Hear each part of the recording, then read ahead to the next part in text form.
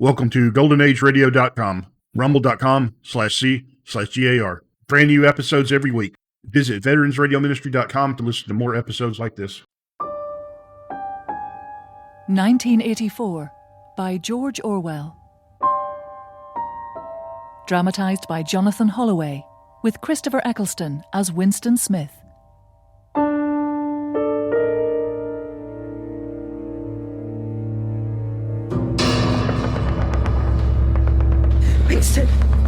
Winston, wake up. Mother? Mother? You took the bread. Yes. Yes. Because you were hungry. Yes. Yes. You shouldn't have. I know. You can't help it. I forgive you. I don't mind for myself. Is my sister going to die? We're all going to die. Please don't. Don't die, Mother. You are forgiven. I don't want the last thing you heard from me to be a recrimination. Go outside. Mother? Go and find something interesting. But Mother! You've got to go now. I won't be here when you come back, Winston. In fact, you mustn't come back. Mother! Kindness, Winston. Remember to be kind. Go now.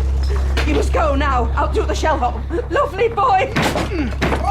Walk in a straight line. Keep walking. Kindness, Winston. Remember to be kind. Winston!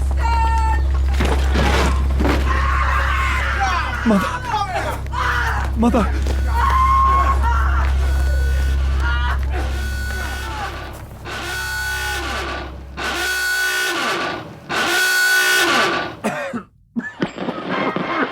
These bleak scenes cannot help but make the gorge rise in our throats. Our pioneer settlers hacked down. The enemy would not even waste a bullet on them. Small children, this little girl, hacked apart while she screamed for mercy. We, the living, stand in testimony to their bravery, their humanity, and must every day remind ourselves it's a citizen's duty to resist the enemy, support our troops, and revenge the deaths of our fellows. Fellow citizens of Victory Mansions, and so we begin another day determined to do our bit. And that means being healthy and alert, strong for our nation and for Big Brother, alert to the enemies without and within. We'll start with stretches, feet flat on the floor and reaching up. That's it.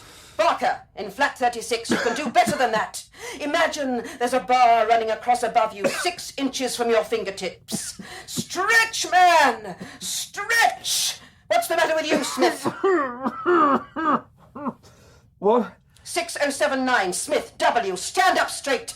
Hands above your head. Stretch! That's it, Smith. You have to show some gumption, Smith. I'm sorry. Sorries! Don't come into it, Smith. I'm not well. I've not been well for some time. Nonsense. What you might have been doesn't matter. It's the future that counts. Look to the future. Who controls the past, Smith? The party controls the past. Who controls the future? Who controls the past controls the future. And what about the present? Who controls the present controls the past. And now let's see which of us can touch our toes. Stretch up and then right over forwards from the hips. Stretch up on 1, over and down on 2. Ready? 1 and 2 and 1 and 2 and 1 and 2. I have a very bad back. I'm 39 and I've had 4 children. You can see my knees aren't bent when I go forward. Smith, straighten those knees. My back! You can do it. It's a matter of wanting to, of getting it right. And 1 and 2. Anyone under 45 is perfectly capable of touching his toes. Smith! We don't all have the privilege of fighting in the front line, and so we ought to jolly well keep fit. Remember our boys on the Malabar front, and remember the sailors in the floating fortresses. Just think what they have to put up with. Of course you're right. I'm very sorry. You are the outer party and the foot soldiers of English socialism. Your privileges bring responsibilities, and 1 and 2 and... You are neither mindless proles nor heroes of the inner party, but INGSOC relies on the outer party, and you cannot and may not shirk. That's it. That's better, comrades. That's better, Smith. Thank you. Even to consider shirking is getting close to thought crime. 1 and 2 and 1 and 2. Rest. That's good. And I have some more news. The new radio cameras have been fitted in the corridors.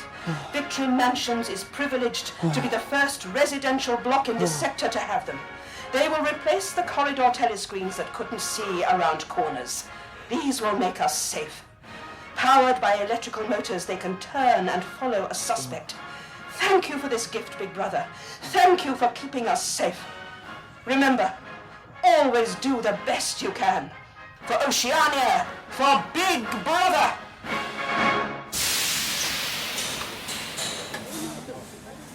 Just the man I was looking for. Ah, Simon, how are you? Working flat out. We need to get the 10th edition of the Newspeak Dictionary out as soon as damn it. We're still using the 9th. Well, you would be, wouldn't you? Of course. Woolly-mindedness? That's not what I put you down for. Now, me, on the other hand, there's still too much of the poet in me. But of course it's out with the old, in with the new. It's thrilling. Chasing down old, unnecessary words and chucking them down the memory hole, so to speak. Oh, watch what you're doing. The cue's moving. What was it you wanted? We're getting the language into its final shape. We're destroying words. Scores of them. Hundreds of them every day. We're cutting the language to the bone. But, Big victory this morning. Been staring at me in the face, but for some reason I hadn't clocked it. What's the opposite to bad? good, I suppose. But of course, that doesn't make sense, does it? That the so-called opposite should bear no relationship to the thing it's up against. So, we came up with ungood. Just like that. And then we couldn't stop. For excellent, read plus good. For splendid, double plus good. And so on. Sounds exciting. Look over there. I mean, glance, don't stare. O'Brien. Nice to see those inner party fellows coming along and eating with the rest of us. He takes a particular interest in the Newspeak Dictionary, you know. He's a great support to us. He looks like an intelligent man. Shh! Why would you do that? Don't say that word. Sorry. I love days like today. But do you want gin? I suppose so. I'll keep my place in the queue, will you? I'll fetch it. Save some time. But what was it you wanted? Oh, yes. Razor blades, old fellow. Have you got any going spare? No, none. I've tried everywhere. They don't seem to exist anymore. I've been using the same blade for 6 weeks. Look at this old fellow laugh. That's the spirit. Look at him hold up his hand. Only one finger left. Frostbite got the rest, but he's not complaining. Working in those roofless sheds in the north, casting the iron bombs that will destroy our enemies. Look at his big smile. We can all take heart from this jolly fellow. All follow his example. No complaining. Complaint is thought crime.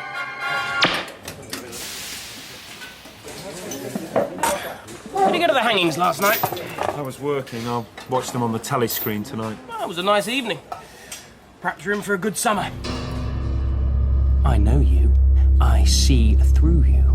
I know perfectly well why you don't go to the hangings. What? Your thought crimes are all over your face. They'll hang you too. What was that, Smith? I missed what you said. I said, I think we're in for a good summer. I hope so. It spoils things when they tie their feet together. I like watching them kick. And no sacks, so you can see their blue tongues. What about you? Oh, you know, You're going to use your saccharin tablet. probably not. Mind if I... Go ahead. I like your articles. But, you know, I don't think you really appreciate Newspeak, Smith. When you write it, you're still thinking in old speak. I've read some of the pieces you write for the Times occasionally. They're good enough, but they're, translations. In your head, you compose in old speak, then convert it on the page. In your heart, you'd prefer to stick to old speak with all its useless shades. I do try, you know. No, certainly. As I say, they're good, but they could be better. I read your piece about the athletics champion, Ogilvy. How he died on a floating fortress. Very moving, but too flowery. People don't want to hold thoughts like that in their heads anymore. I made him up completely. The unperson I was erasing from the newspaper was too connected across a range of stories and photos. I had to import an entirely new personality. Not sure you ought to go around saying things like that. In fact, you definitely shouldn't. Perhaps not. You and I know what we do, and we're professionals. But a party enthusiast might be listening. In fact, truthfully, I wish I hadn't heard you. You have to think about others, you know, Smith. Sorry. Sorry for what? Didn't hear a thing. Thank you. No, you know, Newspeak is the only language in the world whose vocabulary gets smaller every year. In the end, we shall make thought crime literally impossible because there will be no words in which to express it. Every year, fewer words and a narrower range of consciousness. The revolution will be complete when the language is perfect. By 2050, not a single person will be able to understand the conversation we're having now. Except perhaps the pros. That's a funny thing to say. They're not human beings. You need to take them seriously. You know, we shan't need the old slogans even. We shan't need freedom is slavery once the concept of freedom has been erased. Are you going to finish that gin? No. You have it. You know, I swear this month's is better than usual. Maybe we captured somewhere that grows juniper berries. What? Come on, Smith. Don't dawdle. Can I have your meat? Help yourself. Attention, I'll eat it while we're in the queue for the search. a search has been ordered. Line up to be searched. Remove all outer garments. Come on, citizens, you know the drill. Let's get through this. Backs against the wall. Jackets open.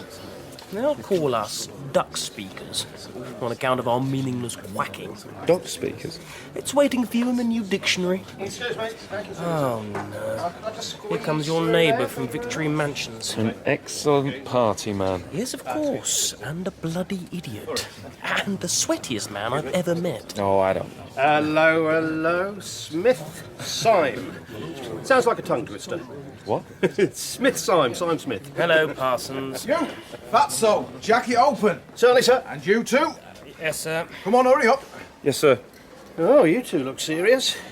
You're not talking about work in your lunchtime, are you? What about hate week? Oh, I can't think about much else. Mind you, keeping us 8, no one's going to blame me for that. I imagine. No doubt something too brainy for me. Smith, old boy, I'll tell you why I'm chasing you. It's that subscription you forgot to give me. Pardon? For Hate Week, the House to House Fund. I'm treasurer over at Victory. We're making an all-out effort. Victory Mansions will have more flags than the rest of the street put together. I've only got $2 on me. That's all right. $2 Smith. What? That's what everyone calls him. $2 Smith. Asking for a contribution to anything, and that's always his answer. $2? Well, I'm not going to complain. Yeah, I'll take those $2 if you don't mind. $2 Smith? Oh, personally, I'd rather not be known for anything. It's safer that way. No, I don't mind. It's just a bit of fun, I imagine. I heard our little chap called you a thought criminal when you were helping unblock the sink yesterday. I imagine he was a bit upset about not going to the execution. I think your wife... Oh, don't talk about my wife. She's an excellent party member. We were busy at the community centre, that's why we didn't go. Of course, old chap. Terrific stew, wasn't it? I don't believe the meat has any actual meat in it. What a remarkable achievement. We're lucky, wouldn't you say? Of course. We're being watched. Where? Far side of the corridor. Don't turn around, Parsons. Where? Girl on the end of the anti-sex league line. Since when do they get to stand by themselves? Dark hair, Scarlet League sash. I've seen her at hate sessions. She's very enthusiastic. As indeed we all are. Moaning is part of life. It doesn't actually mean anything. Hope you two understand that. Don't want any crossed wires. Of course. Do you know what that little girl of mine did last Saturday? She was with a spy troop on a hike out Berkhamsted way, and she and some friends slipped off and spent the afternoon following a strange man. Why did they do that? They wanted to make sure he wasn't some kind of enemy agent. that they'd spotted he was wearing funny shoes. He had our regulation blue overalls, but not the party issue shoes. Now, pretty smart for a little girl of 7, wouldn't you say? What happened to the man? They pointed him out to a patrol in Amersham and they took him away. I wouldn't be surprised if he doesn't turn up at the Hate Week mass execution. They're going to bus in hundreds of POWs. Hang the lot. There's a whole day of it in Victory Square. They're building a special stage under the column between the lions. Fantastic day out. No doubt he deserves what he gets. We can't afford to take chances. Well, after all, there is a war. Attention, comrades. The search is concluded. We have decided to get you That back girl to was work. looking at me again.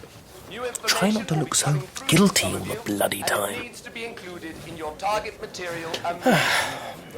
Move along, please. Smith, you just lost all the tobacco out of your cigarette.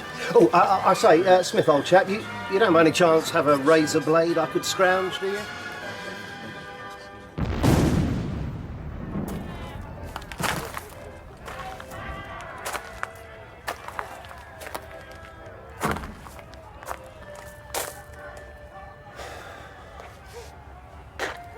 Hello. Good evening. You're a party man. Yes, I am. I This isn't a trick. I'm not trying to get you arrested. wouldn't matter if you was. Long overdue, I reckon. Can we go somewhere? Them steamers come down more often now. Follow me.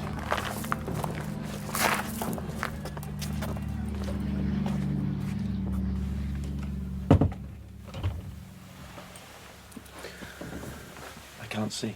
Why do you want to see? I'll put the light on then. No telly screen. Not round here, love. Nobody bothers round here. How old are you? What do you want me to tell you? The truth? Truth is, I don't know. I used to, but I forgot. What are you doing? Taking my plate out. Expensive. Had it a long time. Don't fit no more. I used to be looked after and that. You're not going to get angry nor nothing. Why should I get angry? They do sometimes. Because I'm not as young as I was. And because they can hurt me and I can't do nothing about it. Can't complain nor nothing.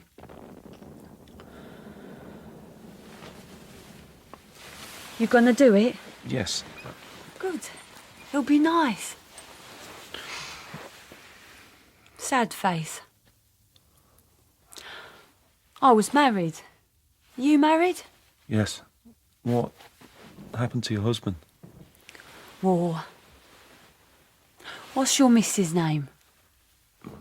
Catherine. Don't she give it you? Yes, she gives it. Gave, but there's no love. I didn't think you party men was keen on love.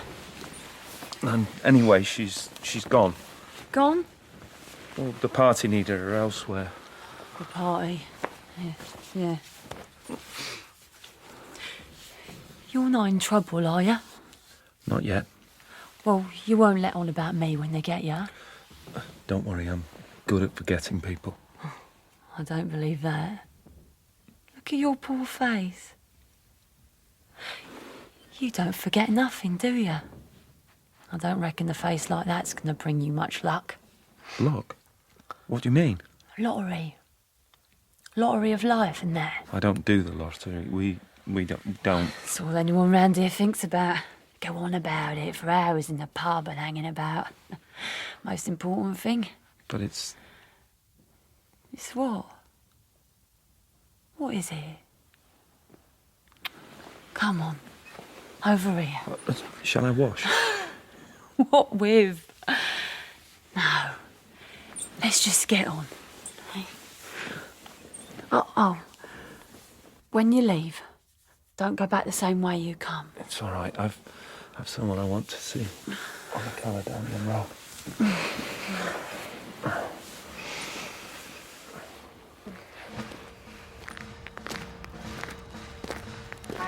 Big Brother sees you. thanks for that, don't we, citizens? We know that men are weak, and we must galvanize ourselves for the task every day of our lives. And we thank him for watching over us.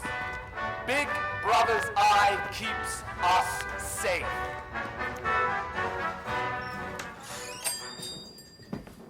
Ah, it's nice to see you again. Hello. I saw you turn off the main road. I recognised you. I wouldn't have bothered lighting the oil lamp otherwise. But it's gloomy in here, I know. I usually close up in the afternoons. You're the gentleman that bought the young lady's keepsake album. That was a beautiful bit of paper. I hope you found a good use for it. Paper like that needs to be written on. Crying out for it. Yes, I've started using it. Out of the way of the telly screen, though, I would. If I was you, you'd never know. Yes. Cream laid, it used to be called. There's been no paper like that made for, I dare say 50 years. Well, just owning something like that for someone like you could be a bit of a problem. Why isn't it a problem for you? I'm flotsam and jetsam. What's that? Abandoned on a far shore, forgotten. Our little businesses like mine, well, we're tolerated, so to speak. And besides, I made it a rule never to put my name on anything. There's no record of me anymore, not since so much was lost in the war. I'm an honorary proletarian, and the rules are more relaxed. For who? The proles. And you might be tempted to write down your secrets. What? In the book. Oh. Given some thoughts are crimes in themselves. Not mine, though.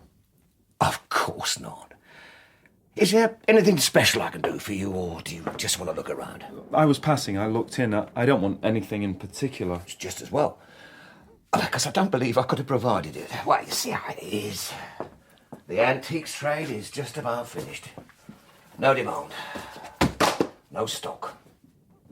Furniture, china, glass, all smashed up. Metal, melted down. I can't remember the last time I saw a brass candlestick. That looks interesting. What is it? Yeah. Embedded in the glass. Right deep inside. That's coral, that is. I'm guessing it came from the Indian Ocean. Something like that. It was made over 100 years ago. Paperweight. It's a beautiful thing. There aren't many who'd say that nowadays. There aren't many who can actually think it. If it so happened you wanted to buy it, that'd cost you $4. The glass is like rainwater. I'll have it. I'd better wrap it for the sake of propriety. Thank you. It was made with love. There's another room upstairs that you might care to look at. Well, not much in it, just a few pieces. Why not? I can think of lots of reasons, but we better take the light with us.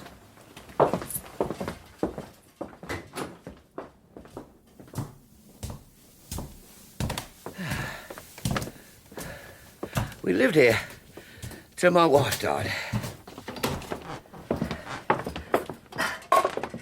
I'm selling the furniture off little by little. Now, that is a beautiful mahogany bed. At least it would be, if you could get the bugs out of it. Well, I dare say you find it a bit cumbersome. I slept in a double bed when I was small. With my mother and father and sister. Then just my mother and sister. I haven't seen one since. That kind of thing isn't really allowed these days, is it? No. Encourages the kind of intimate relationships that might exclude Big Brother, I suppose. Have you thought of renting the room? Well, out-of-party people don't live round here. And I wouldn't want the sort that do. There's no telescreen. No, of course there isn't. Before I came out this way, I hadn't seen a room without one since I was a child. I haven't ever had a telly thing. But they charge, don't they? Charge you for spying on you. It's too much to pay for something that gives no pleasure, except for those on the other side of the screen, watching you. Now, that doesn't go well in areas like this. Besides, it's the clever ones they need to watch, really. People like you. And they know that. Now, that's a nice gate-leg table in the corner there. Yes. Of course, you need to put hinges on it. Now, if you happen to be interested in old prints at all... It's interesting. Where's it supposed to be? Isn't supposed to be anything. It's an actual rendition of a church that used to stand near the old law courts. St. Clement Danes, its name was. I know it. It's a ruin now, outside the Palace of Justice. Oranges and lemons, says the beautiful Saint. Say the bells of St. Clements, you owe me 5 farthings. Say the bells of St. Martin's. Kindness, Winston. Remember to be kind. Kind. When will you pay me? Say the bells of Old Bailey. When I grow rich, say the bells of Shoreditch. Is there something the matter? What are you doing? You can't just sing any old thing. There's a law against that. Ooh, nobody worries about such laws around here. That was a rhyme we had when I was a little boy. It was a kind of dance. You got caught at the end. What do you mean? They crowded round you and caught you in their arms. And all the names of the London churches were in it. All the principal ones, that is. I didn't know it had been a church. You owe me 3 farthings, says the bells of St. Martin's. That's the next line. Where was St. Martin's? Oh, that's still standing. It's in Victory Square, alongside the picture gallery. It's got a triangular porch. St. Martin's in the Fields. It's used for propaganda displays, scale models of rocket bombs and floating fortresses, and waxworks of enemy atrocities, and the display of severed heads from the different races of our enemies. I can't afford the picture as well as the... Paperweight. That's what it is. Ah. What? You don't see someone in party overalls for months, then 2 happen along on the same day. What do you mean? Come over here. Look. In the street. A dark-haired girl in overalls and a red sash. She looks a bit suspicious to me. Do you know her? No. Then I should give it a few minutes. Let her wander off. Better for us both, I think. Now, did you say you've been writing things in that book?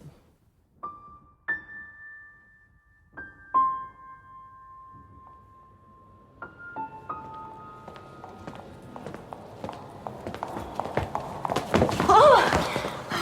You hurt? It's nothing. My arm. I'll be all right in a moment. Your wrist? I'm sure it'll be fine. Ow! Help me up, will you? Certainly, sister. Oh. Come closer. I love you. What? What did you say? Come closer. I love you. What? What did you say? Come closer. I love you. Kindness, Winston. What? What did you say? Remember to be kind. Come closer. I Kind. love you. Oh. Do you think you can stand? Please don't fuss, comrade. You can let go of me now. I am perfectly well.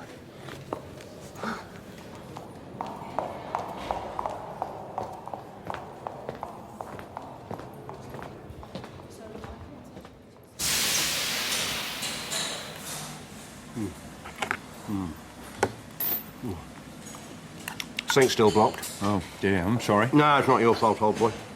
Some sort of filth down there. I won't get to it tonight. We have the pre-meeting for the community hike this evening. And and I'm supposed to be helping with making the hate week bunting. I can't be in two places at once, and unblocking the sink would be the third. Will your wife be in? Well, she's always in. She never goes anywhere. Shall I knock? Much appreciated. Right then. If I get a moment, I'll pop over. See what I can That do. would be very neighbourly. How's that boy of yours? Oh! Well, would you believe? He's been practising his stalking on me. He's like a tiger cub. I was on my way down to the Bowser for some water after the supply went off on Tuesday evening, and I caught him out the corner of my eye, following me, creeping from corner to corner. He's a marvellous spy. It's terrific, don't you think? That's what we need, all right. We can certainly learn a lesson from the young. Oh. What's the matter? I hoped you wouldn't finish yours. You usually don't. Seem to have got an appetite from somewhere. Yeah. Oh, watch out. That anti-sex league girl is coming this way. I'm sorry. Well, it's probably for the best. Look at the size of me. And you're not hacking your guts up all the time, either. Afternoon, Smith.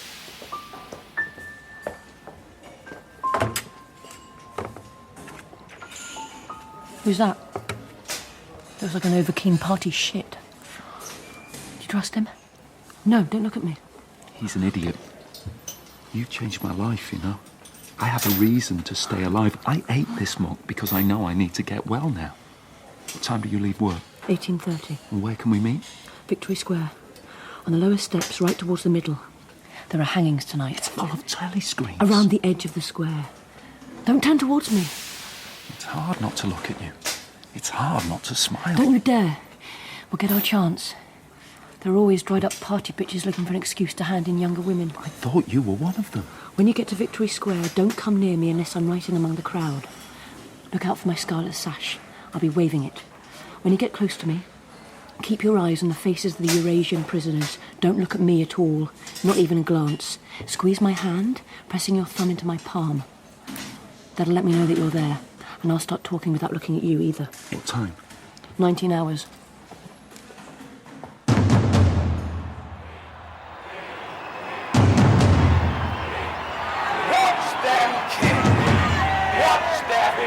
Chinese faces.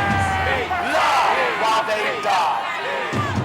Laugh and remember what they've done to our boys.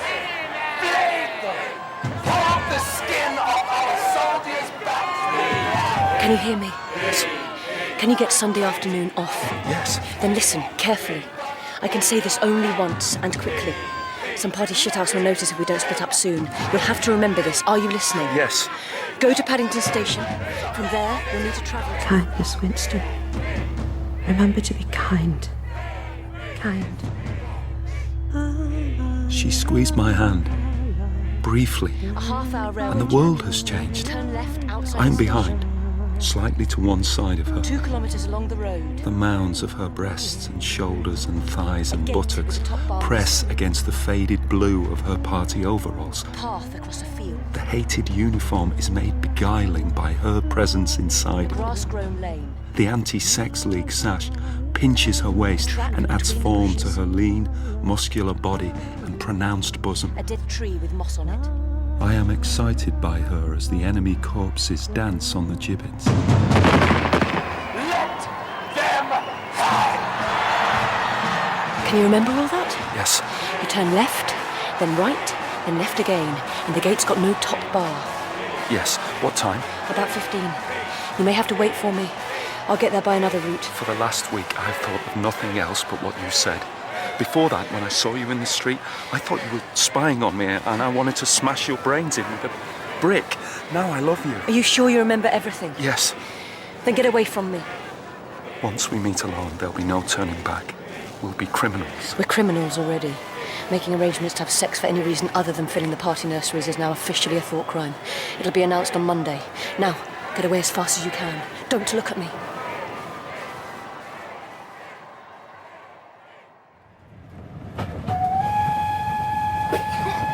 Bang, bang! Got me! Bang, bang! Harry, calm down, will ya? You're getting on me wick. They're just enjoying themselves. Leave them alone. Sorry, sir. I know we're a bit of an handful, but we're on holidays, aren't we, love? Oh, come off it. Not really. A day out ain't a proper holiday. Well, sun's out. Feels like an holiday. Hide me. Arthur's after me. He's Goldstone. Look, you just calm down, Charlie. Yeah, but Dad, Goldstone's after me. I've got to hide. What's the matter with him? It's queer, don't he? Yeah, right. Go on. Leave the gentleman alone. Oh, Dad, get off! If we're too much for you, you say and we'll move. I wouldn't dream of it. That's very nice of you, sir. I say, Mum, this fella says he don't mind us making a bit of a row. Oh, why should he? We're entitled, aren't we? Nan, don't start up. Sorry, sir. There's a lot she don't get these days. She don't understand respect and that. Please, don't worry. Just enjoy yourselves. You going anywhere nice? Shh, Mum. You know you're not supposed to ask questions. He's a party fella. You don't ask them questions. Sorry, sir. We don't see party folks. That's fine. I'm doing this for my work. Do you often travel? Nah. Well, we used to save up, sir, and go and see her sister in Birmingham. I worked on the ministry furnaces, so we done all right. But now, Birmingham's outside the 100-mile limit, and we're not allowed passports, and couldn't afford them anyway. Eh? That's a shame. Yeah, used to travel on a coach sometimes. But since they stopped doing that because of the fuel, we can't. Sun's out, we thought. Oh, what the heck? Get out of London for the day. It's only money. You can't take it with you. Oh, just like us, ain't they? I say, Mum, he's just like us. You see, I don't think so.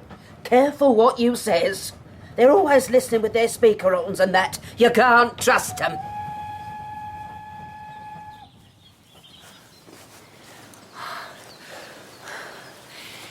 We can relax, I think. I can't believe I'm here. I didn't want to say anything in the lane. There are no telescreens, but there could be hidden microphones. I don't suppose there are, but there could be. There's always the chance one of those bastards listening in might recognise your voice. What about the radio cameras? Too big to hide. And you can hear the motors too easily out here. Are we all right here? Yes. There are so many saplings you can't be seen and they're too thin to hide a mic. Besides, I've been here a few times.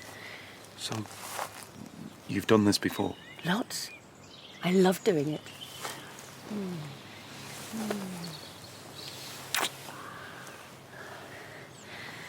It's the best thing. And the ground is soft. It's like a carpet. Bluebells. Your eyes are brown. I wondered about them. Now you've had a good look at me, are you really sure you want to go ahead? Yes, of course. I'm 39 years old. I've got a wife I can't unmarry. I've got varicose veins. I've got 5 false teeth. I couldn't care less. I'll be 29 soon, and I want sex with you.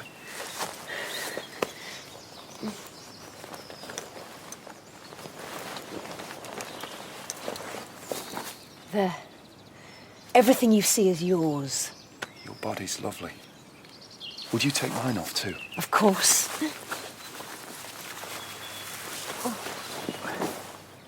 Oh dear. You don't seem very pleased. Sorry. Doesn't matter.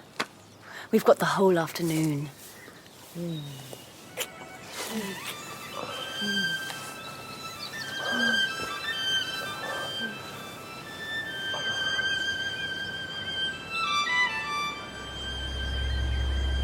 Remember to be kind.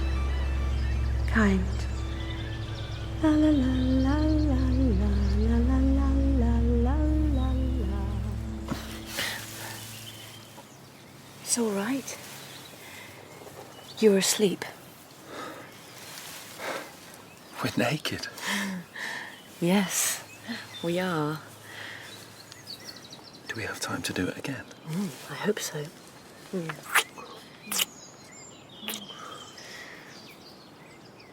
What would you be doing if this wasn't your day off? I'd be speaking corrections into the recording device, obliterating a man or an event from history. Then I'd put a strip of sticky back paper over the newspaper story or the photo, and the publication would be reprinted with the corrections. How did you find this place? I got lost on a community hike. I told them I was somewhere completely different, so they wouldn't come and chop all of this down. What's your name? Julia. I know yours. It's Winston. Winston Smith. How do you know that? I'm cleverer than you at finding things out. But I didn't even need to try with you. It's all you can manage not to give away the anger and the disappointment you feel inside. I can see it written all over you. I bet some others can too. I do worry that I'm transparent. Of course, everyone does. We're all in the same boat. I throw myself into the hate sessions. I'm a leader at the anti-sex league meetings. I always carry one end of the banner in the processions. That way, stupid people trust me. They tell me things. Then I can have my sex, and every time I do it, it's one in the eye to Big Brother. Big Brother? But don't you do it out of love? Not always. Sometimes. But you see, I am a dirty cow. I love it. I've even been to the anti-sex league meetings with the smell of a man still on me. Of course, none of those daft bitches would recognise it. How old were you when you first did it? I was 16. He was a party man of 60. Later on, he committed suicide, which was a good job, because they'd have arrested him eventually, and he'd have given them my name. Did you love him? No. But he taught me how to do it properly. I hate the party. You want a good time, and they want to stop you. So I fix them any way I can. I'm glad you're a dirty cow. They trust me so much in the fiction department that they let me work on the porno sec for the proles. Last week I did spanking stories and One Night in a Girls' School. Oh, I've never seen those books. Oh, you're not missing anything. They're ghastly boring. You said you wanted to cave my head in. When I saw you'd followed me to the junk shop. You said you wanted to rape me. And then murder you afterwards. Me? A member of the thought police? That's very good. Your wife. What was she like? Naturally orthodox. Incapable of thinking critically about Ingsoc. You should have pushed the bitch down the stairs. Well, I thought about it. But they've got me for it. I don't feel at all guilty about what we've done. It's like being a pro. I love the proles. They're only interested in the lottery. And getting drunk. And fornicating. And in their kids. And singing. There's What's the matter? something I need to tell you. You're frightening me. I think I know someone else who's on our side. Do you know a man called O'Brien? Of course. Black overalls. Glasses. He's often in our canteen. He's interested in the new dictionary. He's glanced my way several times, and I believe he's giving me a message. What on earth makes you think that he'd be on our side? Our eyes met, and I knew he was saying, "It's all right, you and I. We understand one another." I don't want you walking up to him and blurting something out. I wouldn't do that, but I have to do something. Well, if you really think there is anything in the least bit human about this O'Brien, then please carry on as normal until the day he walks straight up to you and offers you his friendship. I trust him. Perhaps he's trying to trick you. Julia, the last surviving members of the original inner party who fought for Ingsoc after the Patriotic War were tried on telescreen. They confessed and were released quite quickly. But that releasing business was just a pretense. They always disappear again for good. They go to the Chestnut Tree Cafe. It specialises in Victory gin flavoured with clove bitters. I saw those three men, Aronson, Johns and Rutherford, through the grimy window, and I saw the look in their eyes. They were mourning themselves, with tears in their eyes. That's the same look that was in O'Brien's eyes. That's why I trust him. Do you want some chocolate? Well, it tastes of diesel oil these days. This is the real thing. It's black market from the inner party. Wow. I've not tasted anything like it.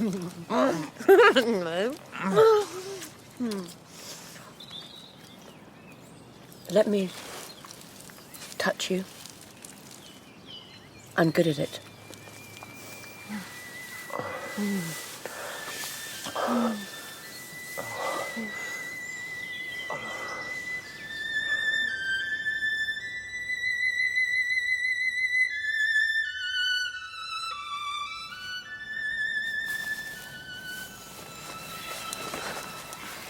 Don't go out in the open. There might be someone watching. We're all right as long as you stay behind the leaves.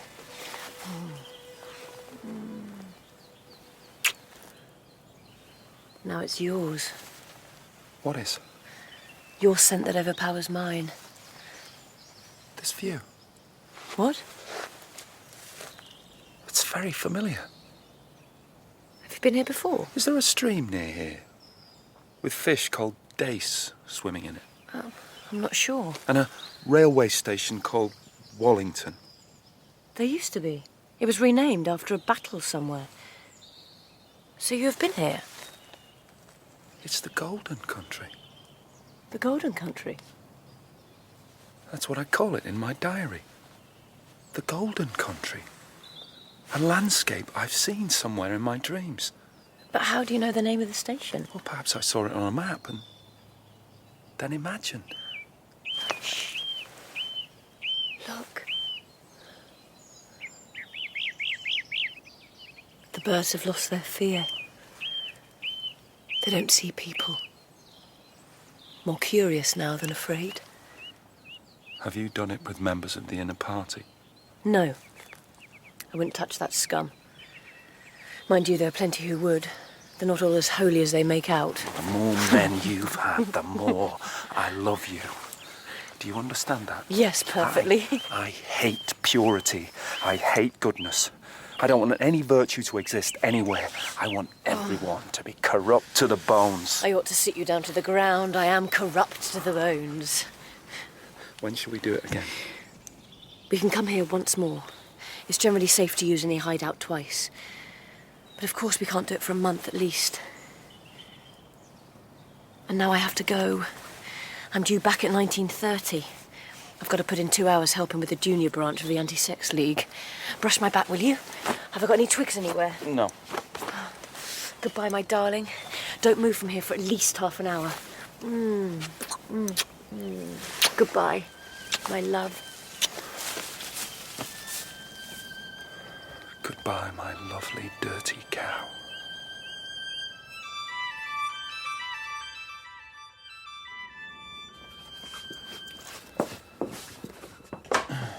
Have you noticed we have a new poster? No? Well, I don't see those things anymore. Simply the monstrous figure of a Eurasian soldier, 4 meters high, an expressionless Mongolian face and enormous boots. Whatever angle you look at it, the muzzle of his gun points straight at you. It's everywhere. I assume the purpose is to lash my proud neighbours into one of their periodic frenzies of patriotism. The rocket bombs have been killing more people lately. Have they? Haven't you heard them? A film theatre in Stepney was blown up. 300 died. They've been burning effigies of Goldstein. A Chinese couple were burned alive in their own house. Now, this is a decorative bottle stopper, you know. And this locket contains a strand of some long dead baby's hair. 4 and 20 blackbirds. Pardon? Cock robin. Yeah, I just thought you might be interested.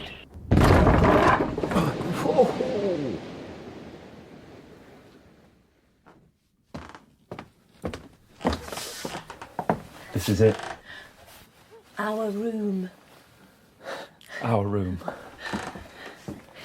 Do you really trust him? Yes, I think I was lucky to find him. He's put some of his own sheets on the bed. He says we must get some of our own. I don't know how we're going to do that. Perhaps you should buy them off him. One of the League women didn't turn up last night. No one spoke about her. Everyone knows what's happened. One of the chaps in our office has gone too. Syme, his name was. A very dutiful fellow, worked on the Newspeak dictionary, but too clever. I can see why he might have been considered dangerous. You don't miss him, do you? Anyway, he's now an unperson. He probably thought up that very word. Dead. And he won't be mentioned and soon not thought of either. Is Cherrington keeping the shop open this afternoon? No, he'll shut up and go back to his hostel. He doesn't need to be here. St. Clement Danes? What? The picture. It's called St. Clement Danes. I want to be on my back with you on top.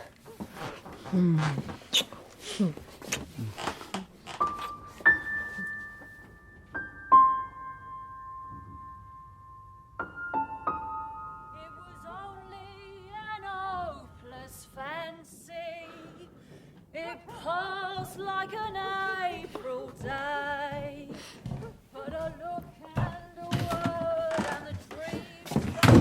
Hello, Winston. Hello. Cherrington seemed a bit away with the crows. Half in, half out of this world. I brought some pepper to chase off the bed bugs and something to block up the hole in the skirting. Has the rat been back? There are droppings. Why do you make such a fuss about it? A rat chewed my sister's ear before she died. You had a sister? We're not going to talk about that. Fine.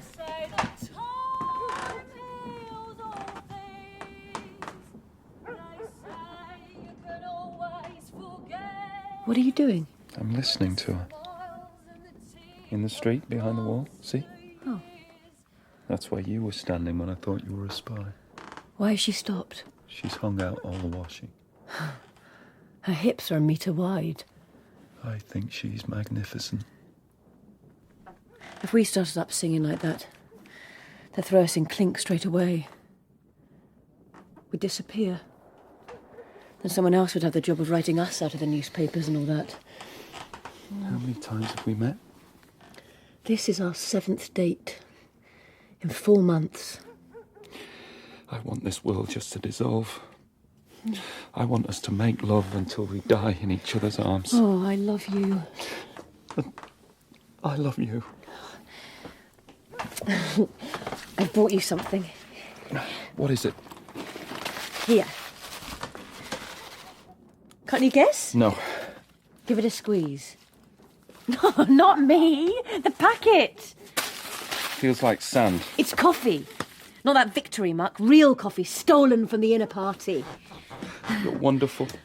Oh, what's the matter? I feel like I want to march straight up to O'Brien and ask him to help us. Everyone secretly hates the party.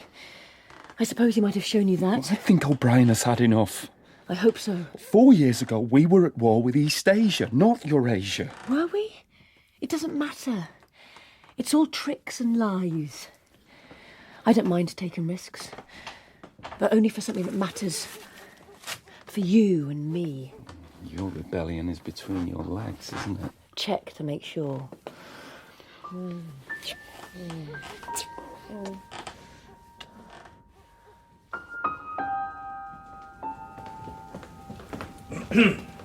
Excuse me. Smith, isn't it? Yes. Good. My name is O'Brien. Yes. I've been hoping to run into you. I was reading one of your Newspeak articles in the Times the other day. You obviously take a scholarly interest in Newspeak. I'm only an amateur. I've never actually had anything to do with the construction of the language. But you write it very elegantly. And that's not just my opinion. I was talking to your colleague, Syme. I'm not sure I know him. Well, he's certainly an expert. He admires your work, too. Anyway, what I was meaning to say was, I noticed you used 2 words which are about to become obsolete. I'm sorry. Oh, no, don't worry. But have you seen the new edition of the Newspeak Dictionary? No, we're still using the 9th in the records department. Yeah, the 10th edition has been held up. It was decided it needed revisions. But there are a few advanced copies around. I have one myself. I wonder, would you like to take a look? Very much so. There are some very ingenious things in it. I think the reduction in the number of verbs will appeal to you. I could send a messenger with it, but I'll probably forget. If it isn't too much of an inconvenience, why don't you pop around to my flat? Yes. Of course. Good. Here's my card. I'm usually at home in the evenings. If not, my servant will give you the dictionary. Oh, bloody hell, he didn't. And then he mentioned Syme. Why? He wanted to send me a signal. By using the name of an unperson, he was cementing a contract between us. It was a transgression of such magnitude, it can't be ignored. Are you sure? He was saying, let's disobey Big Brother. He was saying, I'm the same as you. It's exciting. I'm frightened, though. Well, if you don't trust him, just don't go. But he has made himself vulnerable, too. I must step forward and take his hand. This is a chance to do something useful. Do you think they'll get us in the end? There's no doubt about it. Both of us will end up in the Ministry of Love, where we shall be tortured and die. But O'Brien will be with us. Then go and see him. When? Tonight. It's starting to rain.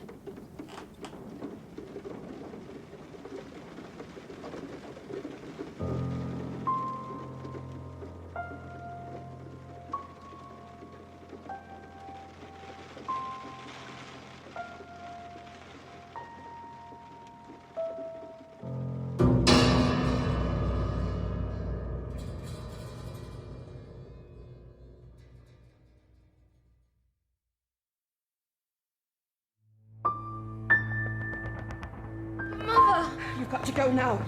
I won't be here when you come back, Winston. In fact, you mustn't come back. Mother! Kindness, Winston. Remember to be kind. Embedded in the glass, as coral that is, isn't it? Came from the Indian Ocean. It was made over 100 The glass is like rainwater. Paperweight. Come closer. I love you. What? What did you say? Come closer. I love you.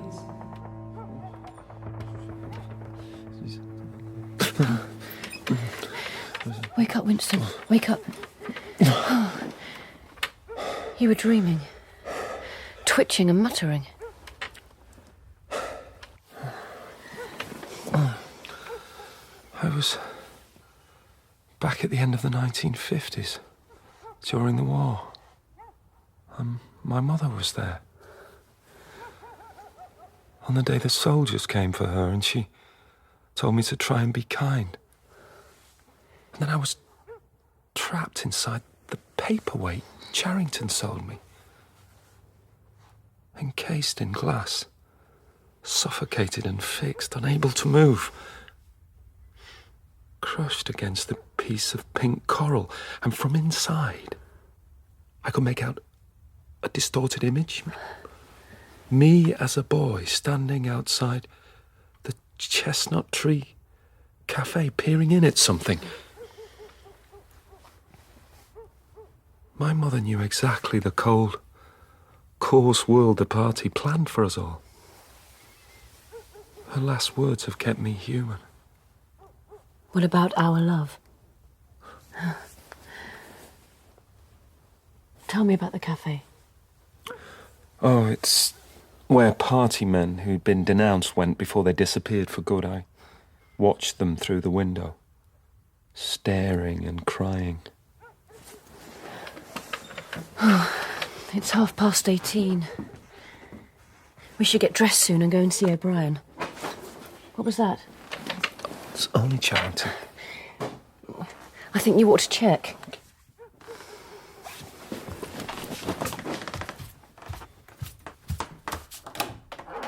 Mr. Charrington, is that you? Yes, it's me. Don't worry, they haven't caught us yet.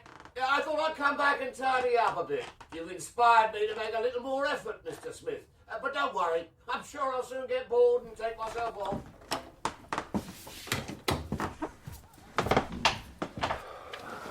I dream about my mother all the time now. I did something that was very wrong. What happened? My father had been taken away, and it was just myself, my mother and sister, and she always seemed unwell and clung to my mother like a baby monkey. I stole the food out of her hand. I stood there watching my mother put her arm around my little sister, and that gesture told me my sister was dying. Children are cruel. And if they aren't naturally, then the party teaches it to them. I don't want any bloody children.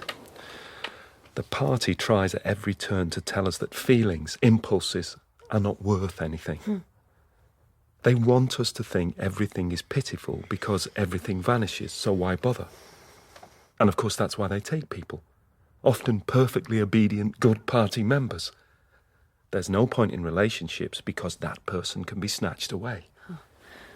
And they know people need something to believe in. So they give us the traitor Goldstein and the war, and Mongol-faced troops who would pull the skin off our backs for fun. A few weeks ago, I walked past the place where a rocket bomb had landed, and there was a severed hand lying on the pavement. And I kicked it into the gutter like it was a rotten cabbage. We're barely human anymore. Has it occurred to you that the best thing would be to simply walk out of here and never see each other again? I have thought about it. But I'm not going to. We've been lucky, but it can't last much longer. If I confess, they'll shoot you. And if I don't confess, they'll shoot you just the same. We shall be utterly without power of any kind. What matters is that we mustn't let them stop us loving each other. That would be the real betrayal. We must stay human, even if it can't do us any good. We can do that. We won't let them inside us. No. Perhaps O'Brien will save us. Let's get dressed and go to see him.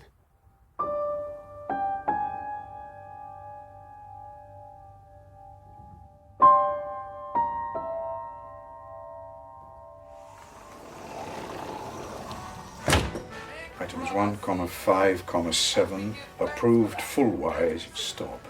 Suggestion contained item 6, double plus ridiculous, verging crime think, cancelled, stop.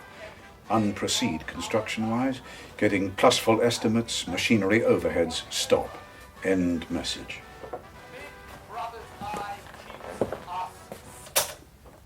You can turn it off. We have that privilege. I had expected you to come alone. This is Julia. We are lovers. And we share the same beliefs. Well then, shall I say it, or will you? Are you sure that thing is really turned off? Yes, everything is turned off. We are alone. We've come here because... Go ahead.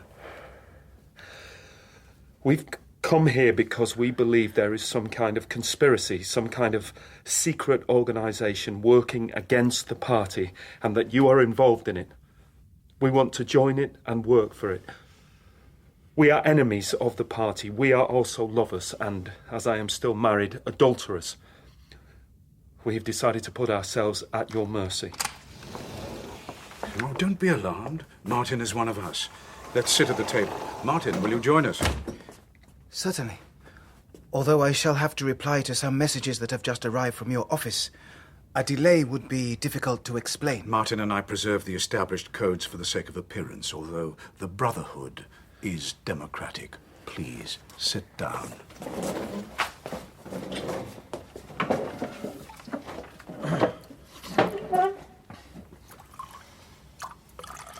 It's called wine. No doubt you will have read about it in books.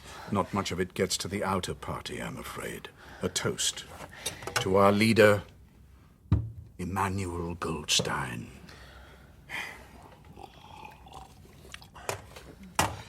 Then there is such a person as Goldstein? Yes, there is such a person. And he is alive. Whereabouts, I do not know. And the conspiracy, the organisation? Is it real? The Brotherhood, we call it. You will never learn much more about the Brotherhood than it exists and that you belong to it. I'll come back to that presently. It is unwise even for members of the inner party to turn off the telescreen for more than half an hour. You ought not to have come here together. It has made you conspicuous.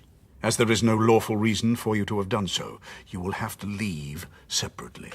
We have about 20 minutes. I shall have to ask you some questions in order to judge how serious you are. We're capable of anything. Are you prepared to give your lives? Yes. Yes. You are prepared to commit murder? Yes. Yes. To commit acts of sabotage which may cause the death of hundreds of innocent people? Yes. Yes. To betray your country to foreign powers? Yes. If it would serve our interests to throw sulfuric acid into a child's face, would you be prepared to do that? Yes. Yes. Are you prepared to surrender your identity and live the rest of your life as a dock worker or a waiter, much as Martin here has done? Yes. Are you prepared to commit suicide if and when we order you to do so? Yes. Yes. Are you prepared, the two of you, to separate and never see one another again? No. No. You did well to tell me. It's necessary for us to know everything. Julia, do you understand that if he survives, it may be as a different person? His face, his movements, the shape of his hands, the color of his hair, even his voice might be changed. And you yourself might have to be changed beyond recognition by one of our surgeons. Martin's eyelids have been cut to westernize him. Sometimes we even amputate a limb. Good. It's settled, then. You'd better go back to the pantry, Martin. I shall switch on in 15 minutes. Please, take a good look at their faces. You will be seeing them again. I may not. Goodbye. Well done. You must understand that you will be fighting in the dark. You will receive orders and you will obey them without knowing why. I shall send you a book that will teach you the true nature of the society we live in. Your contacts will change from time to time as the old ones are arrested and killed. I am your first contact, and we will continue communication as long as we are able.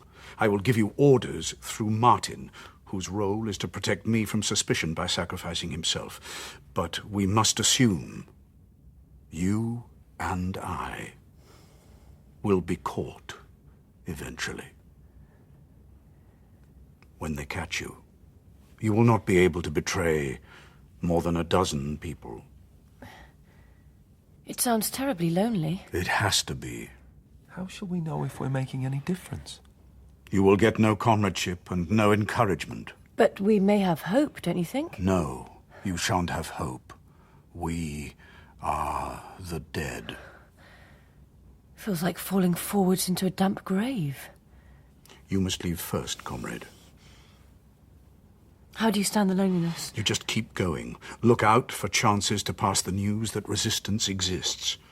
Let's finish our wine. To the confusion of the thought police, to the death of Big Brother, to humanity, to the future. To the past. Indeed, the past is more important. To the past.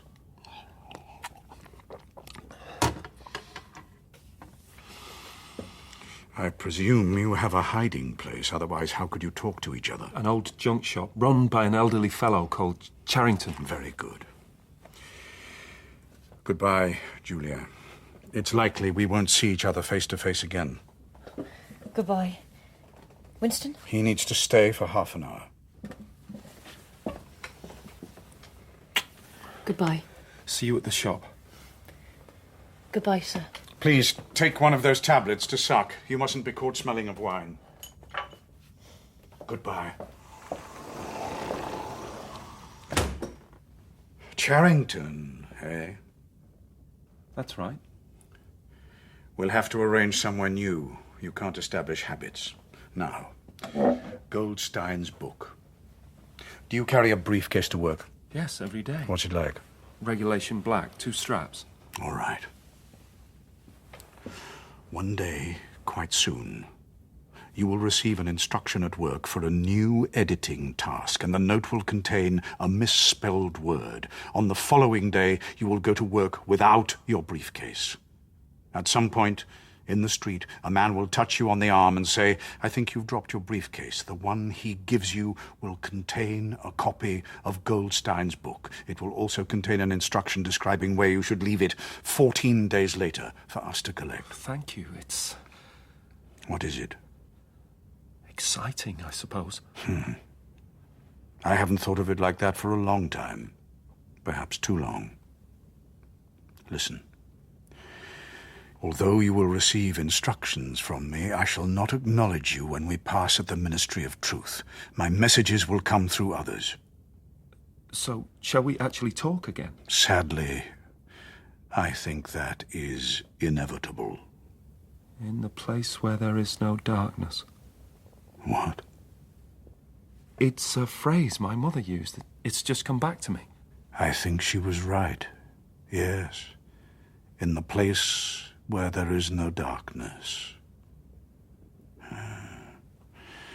Is there anything you want to ask before you leave? Yes.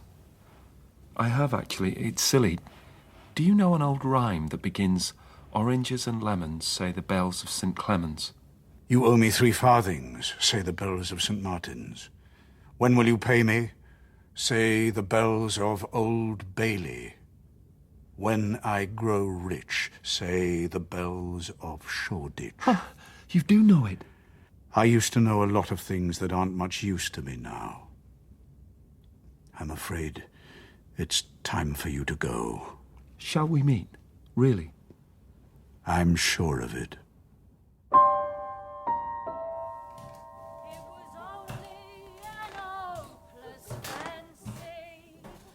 Winston, can you hear me? What's the matter? Nothing's the matter. I've got a surprise for you. Are you in bed? Yes?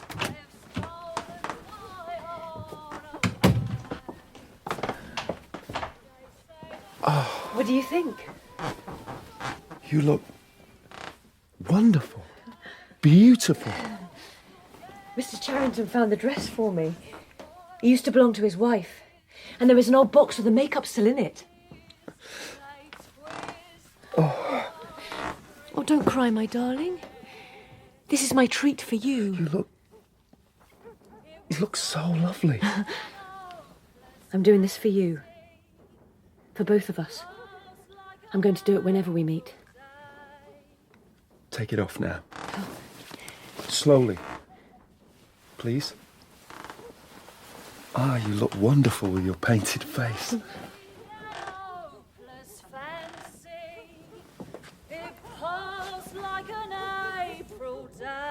It's the washerwoman in next door's yard. As if she's singing for us. They have stolen my heart away.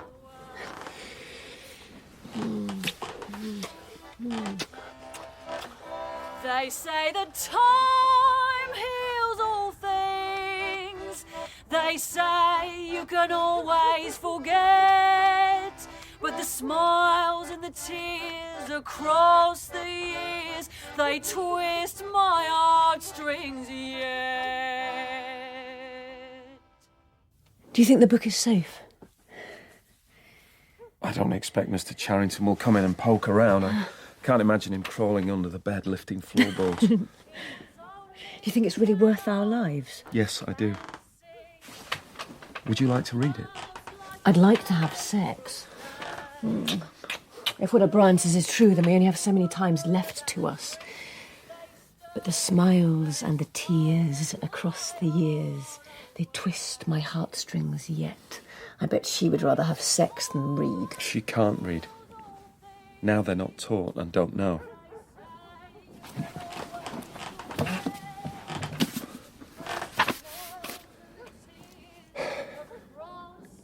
Should I have a special voice? What? Like priests used to use. I don't think you need a special voice. The splitting up of the world into 3 great superstates was begun in the middle of the 20th century by the land grabs that followed the World War. Oceania is founded on the United States acquisition of Britain and much of its post-imperial Commonwealth. Remember to be kind. Remember to be kind. You owe me 10 shillings. Say the bells of St. Helens. When will you pay me? Say the bells of Old Bailey. Back and forth when over time. I grow rich, But the war will say the never be bells permitted of or able to Shoreby. take a decisive turn, as peace is not in the interest of the political classes. Julia? Julia, are you awake? Hello. Do you remember the thrush that sang to us that first day at the edge of the wood? He wasn't singing to us. He was singing to please himself. Not even that, he was just singing. The birds sing, the proles sing, and the party doesn't sing. We are the dead. We are the dead. You are the dead! It was behind the picture. It was behind St. Clement Danes. Get out of the bed! No! Don't put your clothes on. Put your hands behind your heads. Stand back to back. They can see us. We can see you. The washerwoman. The house is surrounded. The house is surrounded. Winston! Mr. Charrington, they got you too. I'm so sorry. You might as well say goodbye to each other. Oh, and by the way, it's here comes a candle to light you to bed. Here comes a chopper to chop off your head.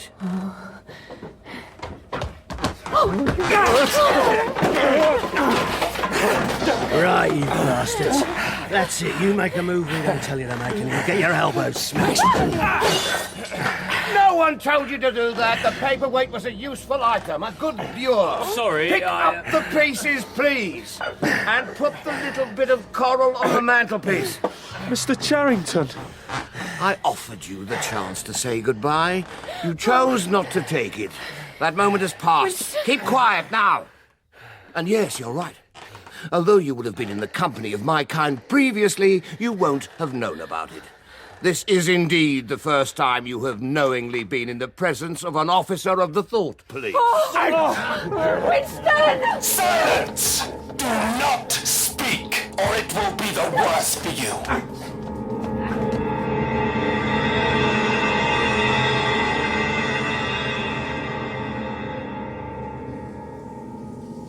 Look, Eric. Look at that one. What about him? He's cacking himself. They all cacks themselves. Smith! 6079 Smith W. Take your hands out of your pockets in the cells. Tell her to F off. Go on, tell her. Go on, Smith. Tell her. You ain't gonna tell her nothing. On account he's cacking himself. So he should be. That made him look, Des. It gave you look then, all right? You party ones. You get worse than us. We don't care. We ain't never cared. They keep us in here and they chucks us away when they're ready. Trick is, do a few of the bastards along the way. That's what I say. Do 'em back. Give it 'em back. What about old knackers, eh? He's the one who's brought you in here. He don't like your sort. He'll give your elbow a clout with his stick.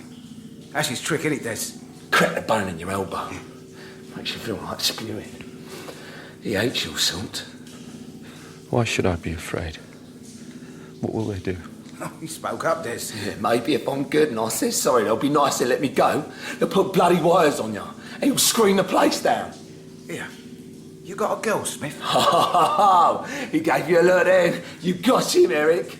Does your girl love you? Yeah, reckon she love us and all. It was or not, we take it. Won't we, Eric?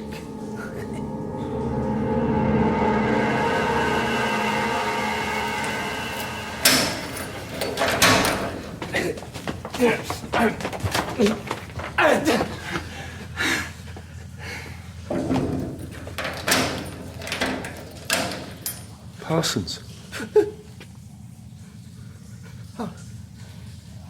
Smith. What are you in for? There is only one offence, isn't there? I've committed it. You don't think they'll shoot me, do you, old chap? They don't shoot you if you only thought something which you can't help. No, I'm sure the fair hearing. Oh, the Ministry of Love. I trust them completely on that score. They know all about my good record. Cut brainy, of course, but keen. A chap like me could make himself pretty useful in a Labour camp. Are you guilty? Of course I'm guilty. Don't think the party would arrest an innocent man, do you? Thought crime is a dreadful thing, isn't it? Started talking in my sleep. Down with Big Brother. I said it over and over again, it seems. I'm glad they got me before I went any further. Thank you. I'm going to say thank you for saving me before it was too late. Who denounced you? Oh, it was my little daughter. She was listening at the keyhole. She heard what I was saying and nipped off to the patrols the very next day. I'm grateful to her. It shows I brought her up the right way.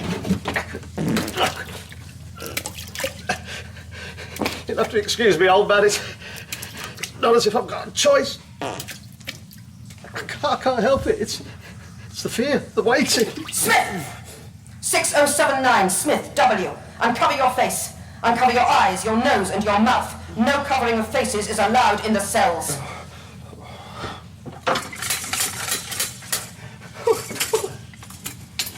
I'm sorry, old chap. It seems to be broken. I can't get rid of it, I'm afraid. I'm so sorry.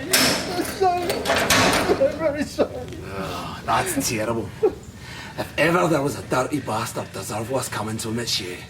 You fat, bloody pig.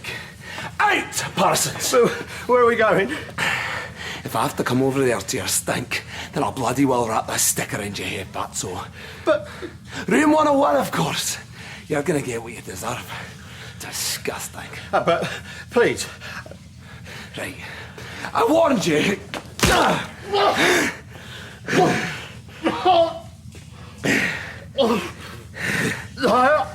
I understand. Crime, please. Why 101? It's not needed. I repent. Say who you want me to give away. I've got a wife and 2 children. You can cut their throats right in front of me. I don't care. Room 101. Smith, it's him you ought to be taking. You don't know what he's been saying. Something must have gone wrong with the telescreen, so you didn't hear what he said. Take him, not me. Room 101.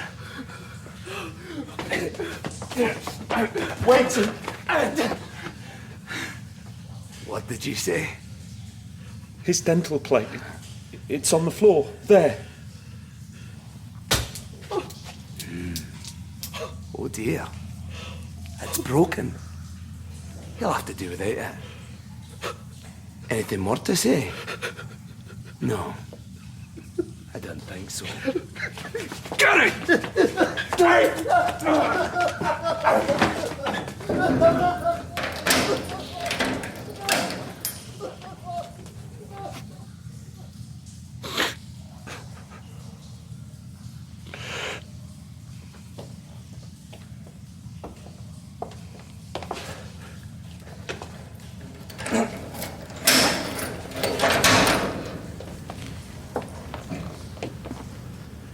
They got you too. I'm afraid they got me a long time ago. Winston, please stop deluding yourself. You just wanted to believe it was all possible, didn't you? Yes.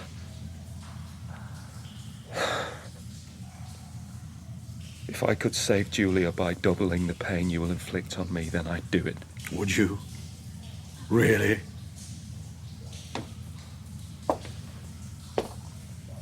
His elbow, please.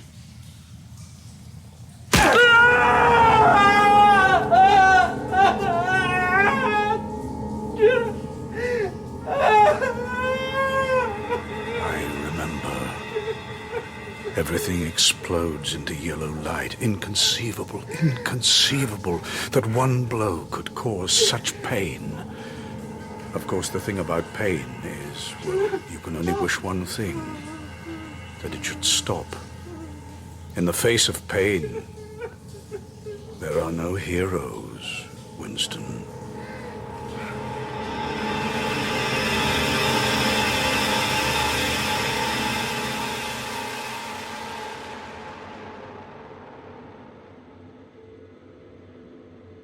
Do you know where you are? I don't understand. I told you when we drank wine together that if we ever met again, it would be here, in this place of light, where there is never darkness. We put you to sleep and we moved you. Ah, you've seen it. What? This is the machine. You're now connected to it by the copper plates set into the surface of the bench. That's why you're in your pants. Please, no. I don't want you to start up. Please.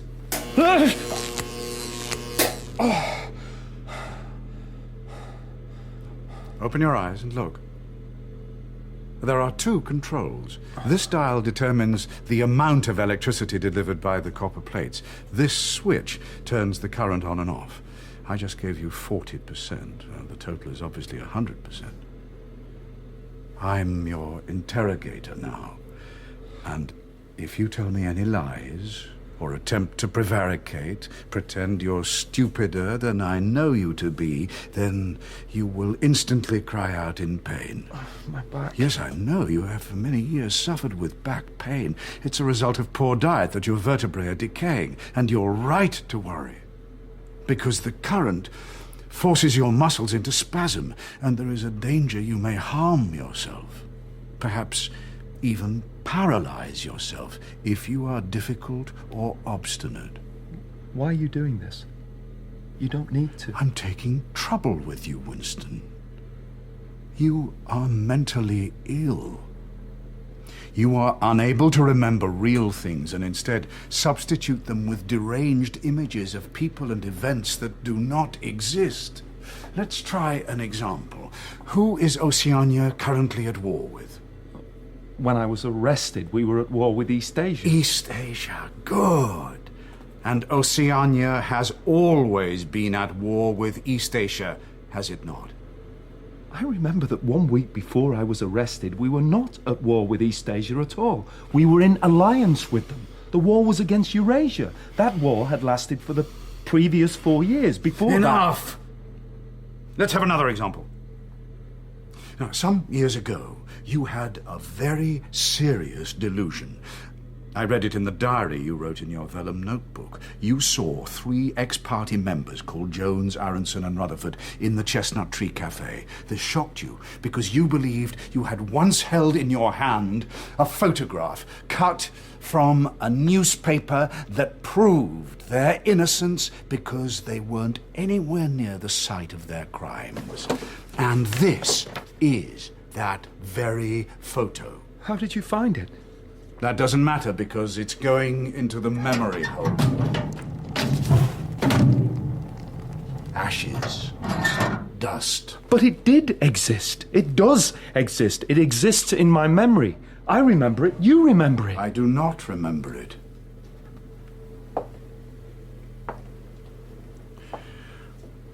What does the party say about control of the past? Who controls the past controls the future.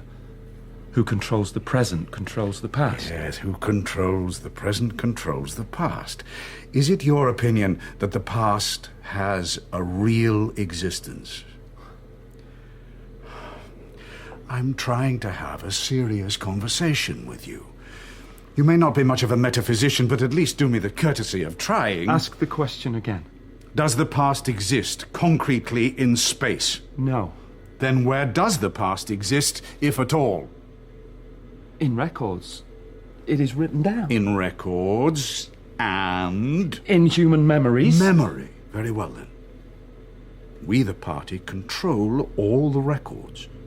And so it follows we can control the memories too. But you can't stop people remembering things. It's involuntary.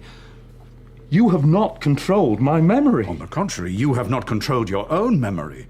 In our time, here, right now, the only sane mind that exists is the mind of the party. What the party holds to be the truth is the truth. To become sane, I must destroy my memory. Yeah, you wrote in your diary that freedom is the freedom to say that 2 + 2 makes 4. Yes, I did. How many fingers am I holding up, Winston? 4. And if the party says it is not 4, but 5, then how many? 4.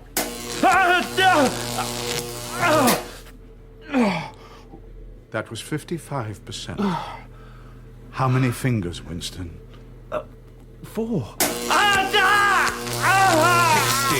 60. Be careful of your back. How many fingers, Winston? 4. What else can I say? 4! 70%. How many fingers, Winston? 4! Stop it! Stop it! How could you carry on like this? You know there are 4! 4!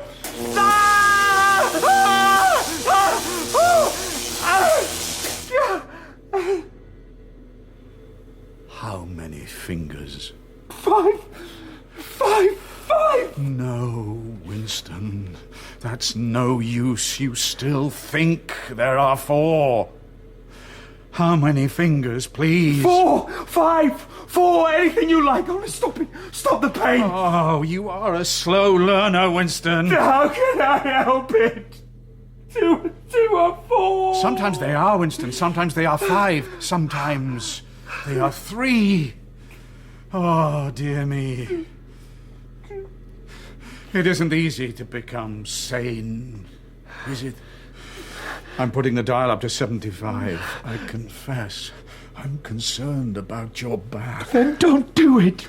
Again, then? Aren't you going to ask me the question? How many fingers are there, Winston? 4. I would see 5 if I could. I'm trying to see 5. No, but which do you wish to achieve? Persuading me that you see 5 or really seeing them? Really to see them. Then for your sake, I'm going to skip 75% and go straight to 90. How many fingers am I holding up, Winston? Oh no! I don't know! You'll kill me! You'll break my back!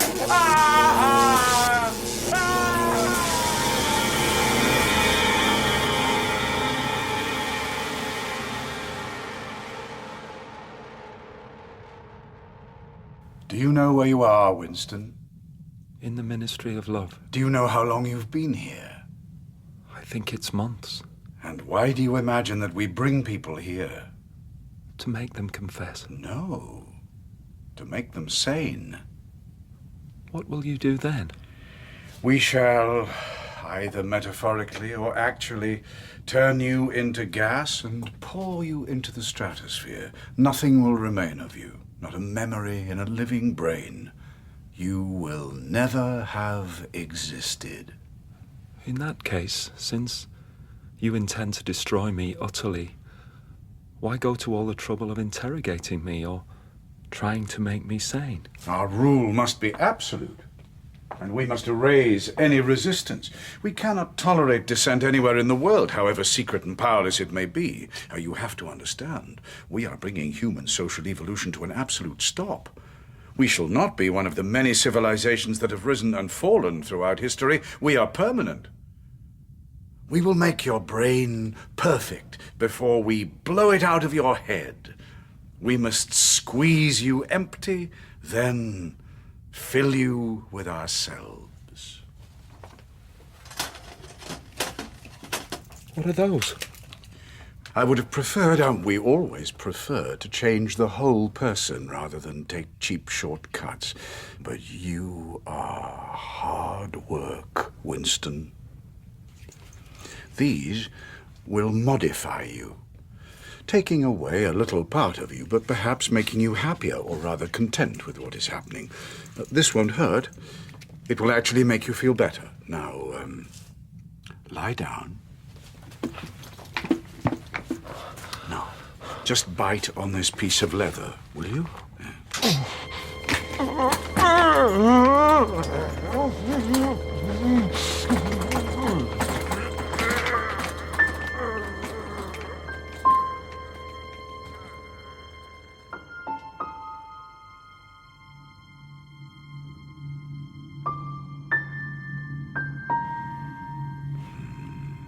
Are you back, Winston?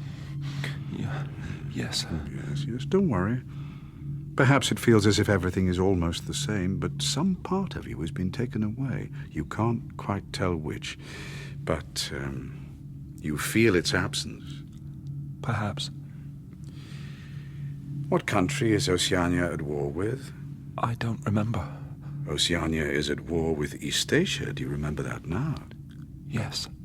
Oceania has always been at war with Eastasia. Do you remember that? Yes.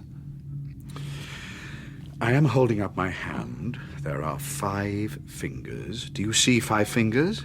Yes, I do. My hand is not deformed, is it? No. Today it just happens to have 5 fingers and a thumb.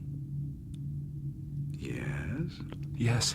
And so you can see what I've been discussing with you all these weeks is, in fact, possible. I can. I enjoy talking to you, Winston. Now, before we bring today's session to a close, I'm going to let you ask me whatever questions you like. Really? Any question I like? Anything. What have you done with Julia? She betrayed you, Winston. Immediately and unreservedly. I've seldom seen anyone come over to us so quickly. All her rebelliousness, her dirty-mindedness, everything has been burned out of her. It was a perfect conversion. When you said she betrayed me, what do you mean? Next question. Did you torture her? Next question. Does Big Brother exist? Of course. The party exists, so Big Brother exists. Does he exist in the same way I exist? You do not exist. I exist. I was born and I shall die.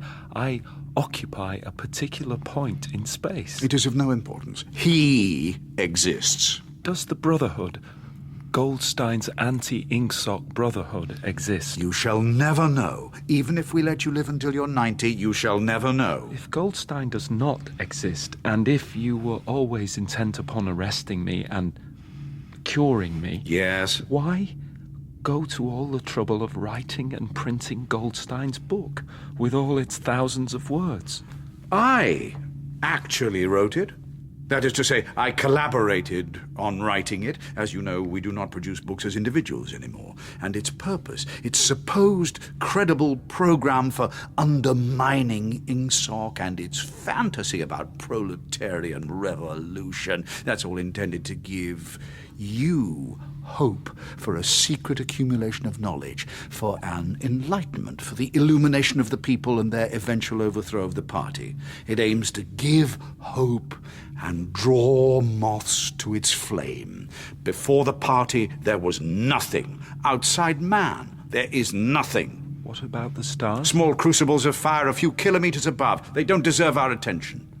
The heavens are only of interest for their function as a navigational aid. But even to navigate by them, we must know their motions, distances, behaviors. How can human beings become so involved with their workings and at the same time think of the universe as a meaningless jumble of marks in the sky? Your thought crimes are directly related to your refusal to accept the sublime release provided by doublethink, which allows a human being to seek to know only that which is useful and nothing more. Ignorance is necessary, it's wonderful, powerful. It is the bulwark of doublethink, and behind it all sits violence. Violence is the key.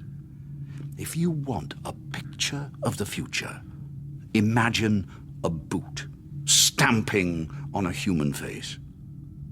Forever. Sooner or later, the population will see you for what you are, and they will tear you to pieces. By changing the language, we narrow thought. Within a few years, the population will be unable even to consider change. They literally won't have a word for it. What's in room 101?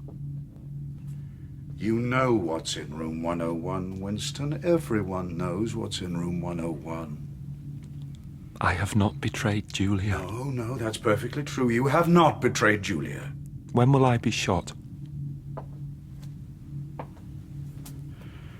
It might be a long time. You're a difficult case. Don't give up hope. Everyone is cured sooner or later. In the end, we shall shoot you.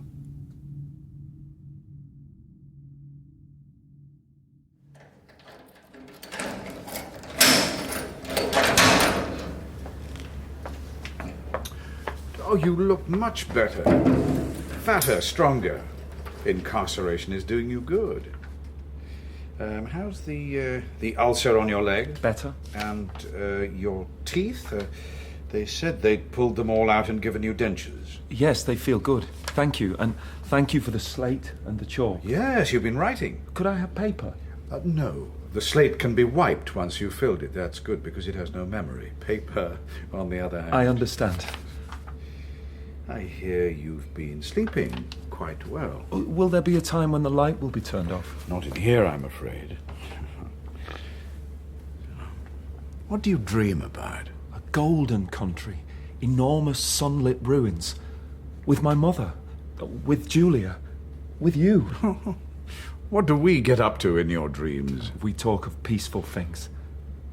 Is there something you want to say to me? I've missed you. And? I have accepted everything. Go on. The past is alterable, but the past has never been altered. Oceania has always been at war with East Asia. Jones, Aronson and Rutherford were guilty of the crimes with which they were charged. There never was a photograph that disproved their guilt. And how do you feel? I hardly know why I ever rebelled. If I said to you that by a simple act of will I could float off this floor and up into the air like a soap bubble, would you agree that is true? Of course. Tell me more, Winston. It's obvious. That if I say I can float in the air, then I can? Yes. If you think you can float off the floor, if I think I see you do it, then the thing happens. Ah. I see. What's the matter? You are assuming there is still a real world where I didn't float off the floor at all, a world of so-called facts. You imply there is a space between believing what you are told to believe and knowing it actually isn't true. I don't think that's a problem. Don't you? No. Sometimes with you I feel like I'm teaching a child. You're an intelligent man. Why doesn't your mind work more deftly? Everyone sane understands they can believe conflicting things simultaneously because conflicting things can simultaneously be true. Double think, Winston, double think. We invented it so that people can remain sane. As part of this, one's mind has to learn the ability to stop dangerous thoughts instinctively. Ban them. That's what Crime Stop means. But I suppose we're getting there. We must both be patient. I'm sorry. I am trying. Well, tell me more about your dreams. Are there ever anxieties in them? I think about Julia. Of course you do, but don't worry, that will stop. I don't want it to. Really? Why not? Because I am convinced that somewhere she is suffering, that she is alive and needs my help. I remember the texture of her skin. In my dream, she has an overwhelming presence, more real than waking life.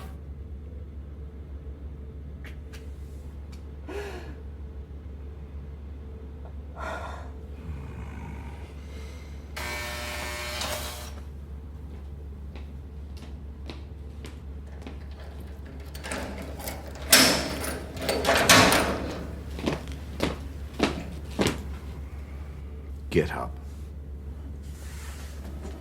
Look at my face, Winston. You have been deceiving me.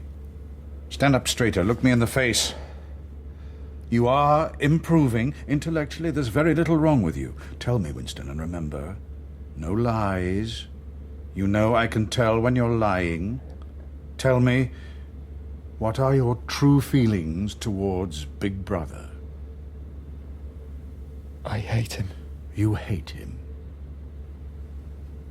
Good. You were very weak, and I was afraid we might kill you. You are stronger now, strong enough for what's necessary. The time has come for you to take the last step. You must love Big Brother. It is not enough to obey him. You must love him. Guards, take him to room 101.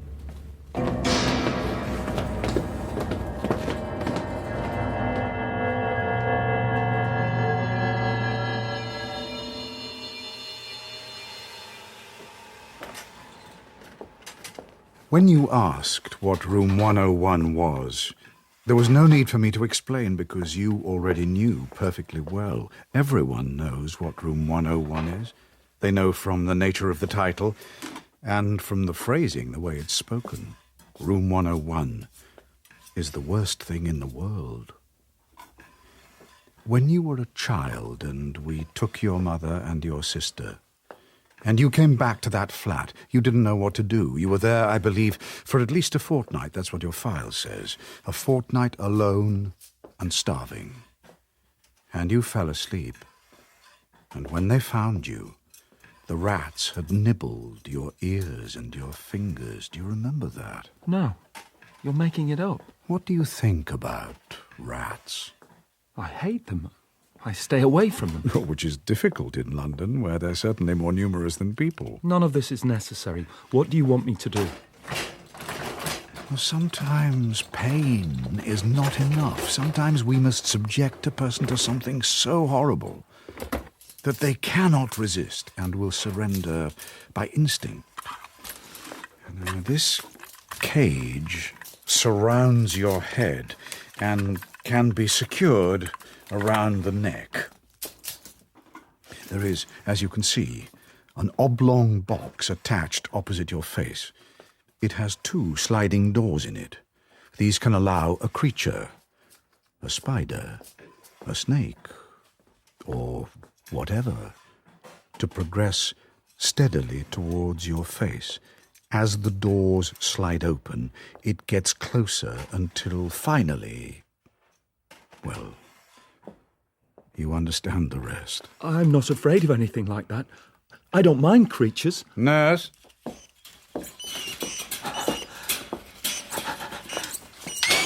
Thank you, nurse. Would you, please? What use could I be with my face eaten off? Well, you aren't any use now, are you?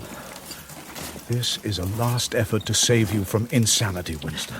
A last effort at curing you.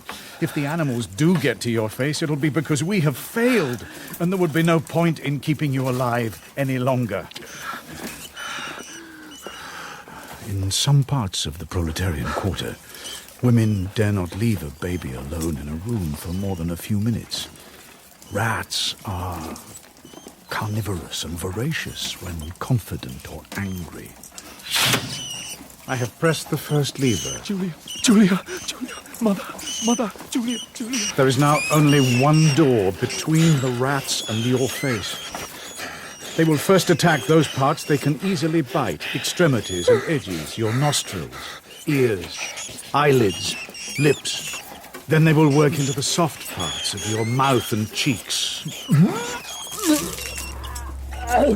Although it's repulsive to us, the rats will not be deterred by the smell of your vomit. They are foragers too, and it will excite them all the more, Winston. Julia! My hand is on the final lever now. The rats have smelt you.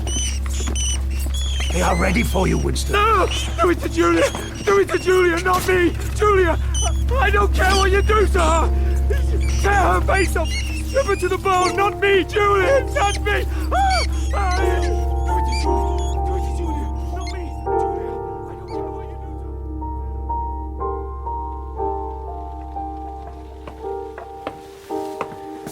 do. Welcome to the Chestnut Tree Cafe. Gin? Would you like essence of cloves in it? It's a speciality. You haven't tried it.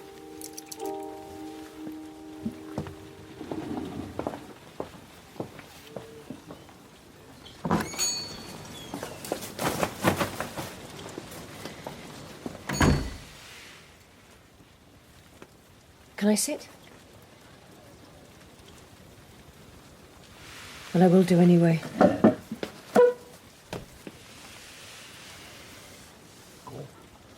I saw you through the window. Listen, I just want to say something. In case we run into each other again. Chess? Who are you playing? Myself. Listen, I want to be clear. You're not to come near me. I betrayed you. I betrayed you too. Sometimes they threaten you with something you can't stand up to. Can't even think about letting them do to you. And then you say, don't do it to me, do it to someone else, do it to him. And I said that because they helped me understand how selfish you really are. How you only cared about yourself all along. If you cared about me, then you wouldn't have let any of it happen. All you care about is yourself. And after they've made you realise, then you can't feel the same about that other person. You. Anymore. Anyway, I have to get to the tube station. What's that? What? You've written something with the gin, with your finger on the table. Have I? Look for yourself. 2 + 2 equals... What? What does it equal? I don't know, do you? I don't understand. It's good to see you. We must do it again. I have to go. Goodbye. Goodbye.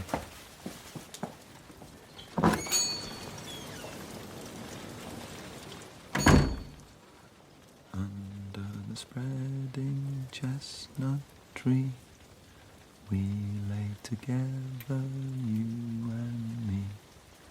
We were as happy as could be under the spreading chestnut tree.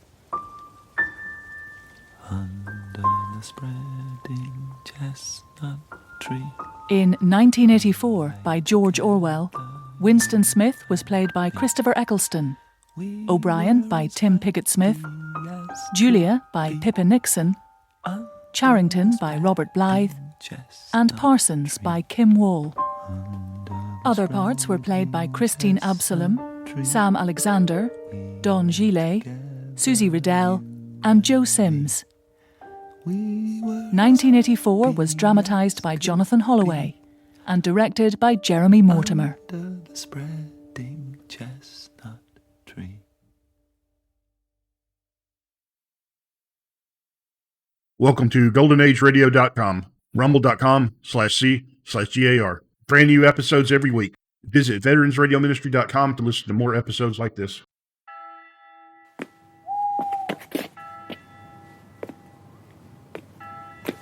"10 o'clock had struck, and Manor Farm was just settling down for the night, or ought to have been settling down at any rate. Mr. Jones, the farmer, had made his way up to bed, a little drunk, as usual. But all through the farm buildings there was a stirring and a fluttering as the bedroom lights went out.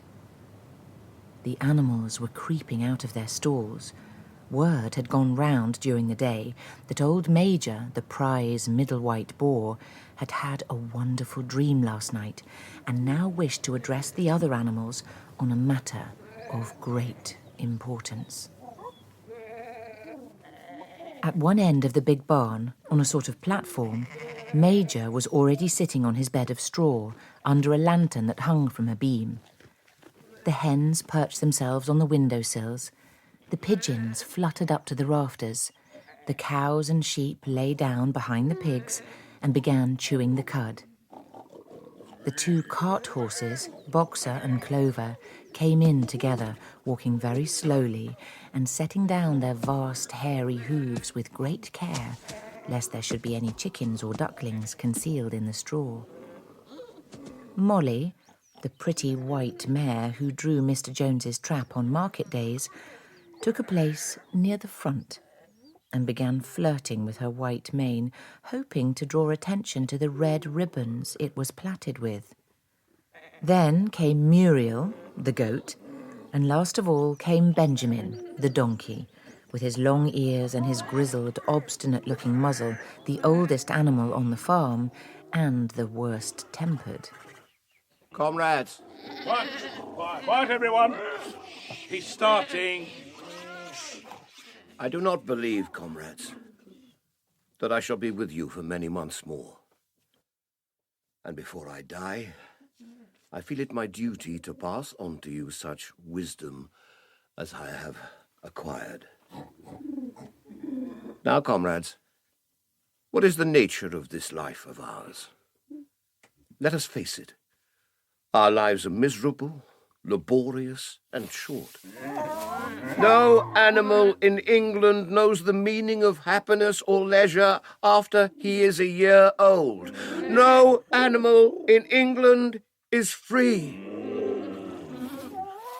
Why is it, then, that we continue in this miserable condition? Who is it that steals the produce of our labour from us? Tell me, comrades, what is the worst enemy we animals have to contend with? Fleas.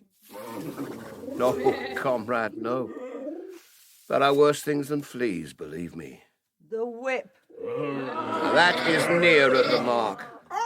I will answer my own question, comrades. Man is our enemy. We are poor because the produce of our labor is stolen from us by human beings. There is the answer to all our problems. Remove man from the scene, and the root cause of hunger and overwork has vanished forever. Man is the only animal that consumes without producing. You cows, how many gallons of milk have you given during the year? And what has happened to that milk which should have been breeding up sturdy calves? Every drop of it has gone down the throat of our enemies. How many eggs ever hatched into chickens? And you, Clover, where are your foals? Each was sold at a year old, and you will never see one of them again. And even the miserable lives that we lead are not allowed to reach their natural span. Think of the slaughterhouse, comrades. Think of the butcher's shop. To that horror we all must come. Cows, sheep, pigs, hens, everyone. Even the horses and the dogs are no better off.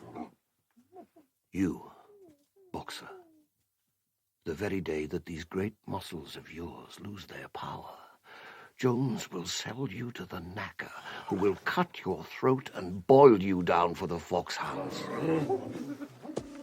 I never thought of it like that. It's Jones who robs us of everything. Jones makes us work, and Jones keeps us hungry. Down with Jones! Down with Jones! Down with Jones! Death to Jones! Comrades, it is not enough to say death to Jones.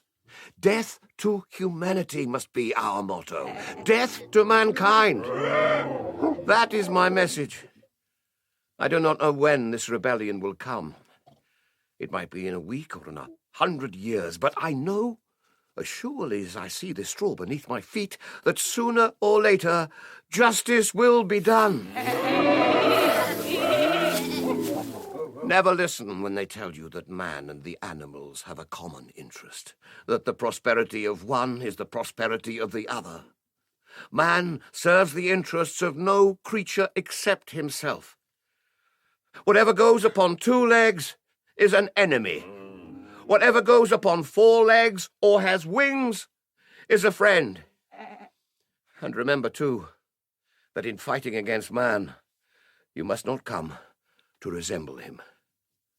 No animal must ever live in a house or sleep in a bed, or wear clothes, or drink alcohol, or smoke tobacco, or touch money, or engage in trade.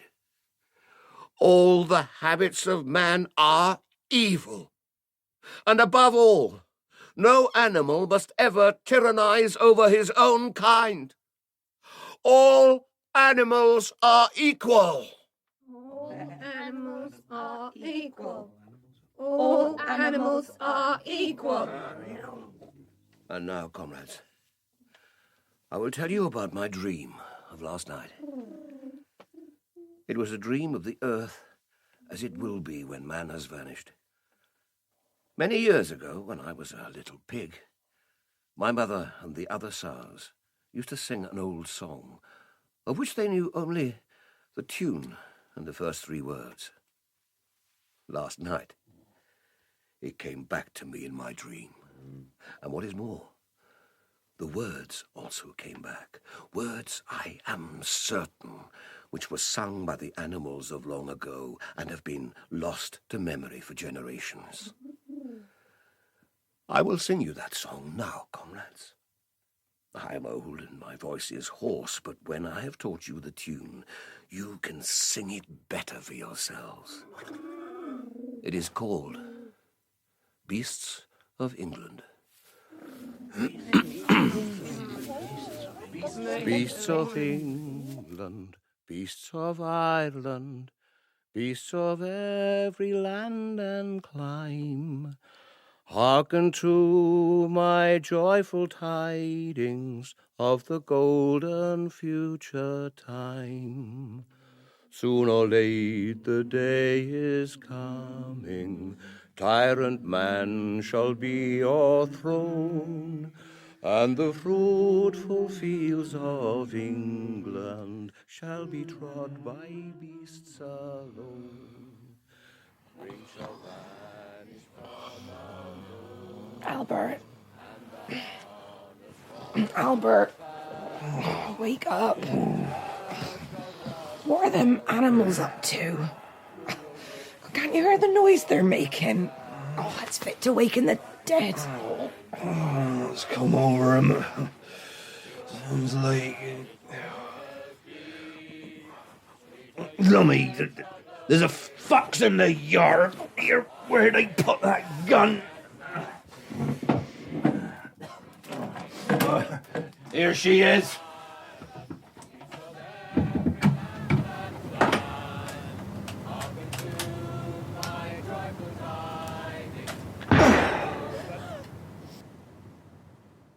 Three nights later, old Major the Boar died peacefully in his sleep. His body was buried at the foot of the orchard. That was in early March. During the next 3 months, there was much secret activity. The work of teaching and organising the others fell naturally upon the pigs, who were generally recognised as being the cleverest of the animals. Pre-eminent among the pigs were 2 young boars named Snowball and Napoleon, whom Mr. Jones was rearing up for sale. All the other male pigs on the farm were porkers. The best known among them was a small, fat pig named Squealer, with very round cheeks, twinkling eyes, nimble movements, and a shrill voice. These 3 had elaborated Major's teaching into a complete system of thought, to which they gave the name animalism. Several nights a week, after Mr. Jones was asleep. Totally contrary to the spirit of animalism, comrades. Freedom is knowledge of necessity.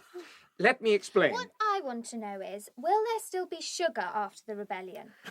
Molly, you think of nothing except yourself. No, certainly not. When we're in control of this farm, it will have to be self-supporting. We have no means of making sugar here. Quite right, Napoleon. Besides, don't you know sugar is bad for your teeth? Shall I still be allowed to wear ribbons in my mane, Snowball? Comrade Snowball, those ribbons you are so devoted to are the badge of slavery. Can you not understand that liberty is more important than ribbons? Yes, I suppose so. Horses do not need sugar. We can work better on oats and hay. As for the ribbons, I had not thought of it like that before, but Comrade Snowball is right. A hide boxer shall never wear ribbons again. The only animal on the farm who refused to become excited about the rebellion was Benjamin, the donkey. In winter there is the cold. In summer there are the flies. There is never quite enough to eat, and there is always work. I was working before any of you were born, and I shall be working after you are all dead. Donkeys live a long time. None of you has ever seen a dead donkey. But you do believe, Comrade, that the rebellion is going to happen? Everything happens sooner or later. On the other hand, nothing ever changes, except names. Boxer. Work is not an evil. I think that when Jones is gone, there will be more food, but there will not be less work. I have worked hard for Jones, and I will work twice as hard for the rebellion. My brain is not good, but my muscles are good. Count on me. And me. And me. And me. And me. And me. Now, as it turned out, the rebellion was achieved much earlier and more easily than anyone had expected. June came, and the hay was almost ready for cutting. On Midsummer's Eve, which was a Saturday, Mr. Jones went into Willingdon, the neighbouring market town, and got so drunk at the Red Lion that he did not come back till midday on Sunday. His men had milked the cows in the early morning and then gone out rabbiting. When Mr. Jones got back, he immediately went to sleep on the drawing-room sofa with the news of the world over his face, so that when evening came, the animals were still unfed. At last, they could stand it no longer. Why should we put up with this? Said the cock. We work for him and he starves us. If he won't feed us, we'll feed ourselves. Yeah. Let's go down to the meadow and eat the hay. A cow suggested, but a pigeon declared, No! I know where there's better food than that. The store shed. Come on! To the store shed, everybody!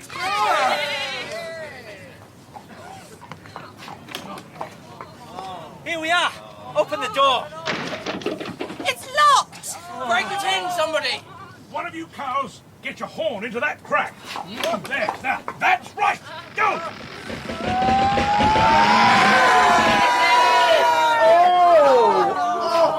Look at all that food. Look at that pile of oats! Break open those bags of meal! Beans! Beans! And biscuits for the dogs! Help yourselves, everybody.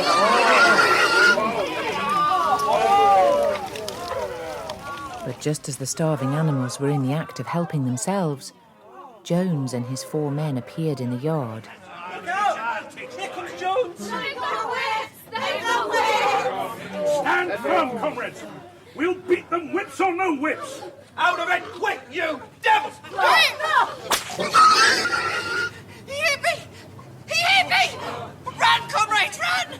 Every animal for himself! No! This is our chance! Forward, comrades! Forward! In the name of the rebellion! Death to Jones! Well, what's come over him? I've never seen him take one like this before. Go on, you don't stand looking at him. Give him the weapon. Can't do nothing with him, sir. Seems like they're... Here! Keep off, you devil, you... Comrades! Don't let them rest! Here! They're coming after us again! I'm getting out of there! Stop, you cowards! Come back! They're running away! After them, comrades! Pursue them! Don't stop till we've driven them off the field! The animals chased Jones and his men out onto the road and slammed the 5-barred gate behind them. And so, almost before they knew what was happening, the rebellion had been successfully carried through. Jones was expelled, and the manor farm was theirs. We've won! And now, comrades, back to the farm we go, and wipe out every sign that human beings have ever lived there. The harvest room! The harvest room! Bring out the instruments of torture. Here are the beds. The nose rings! The castrating knives! The dog chains! Fling the whole lot of them down the well!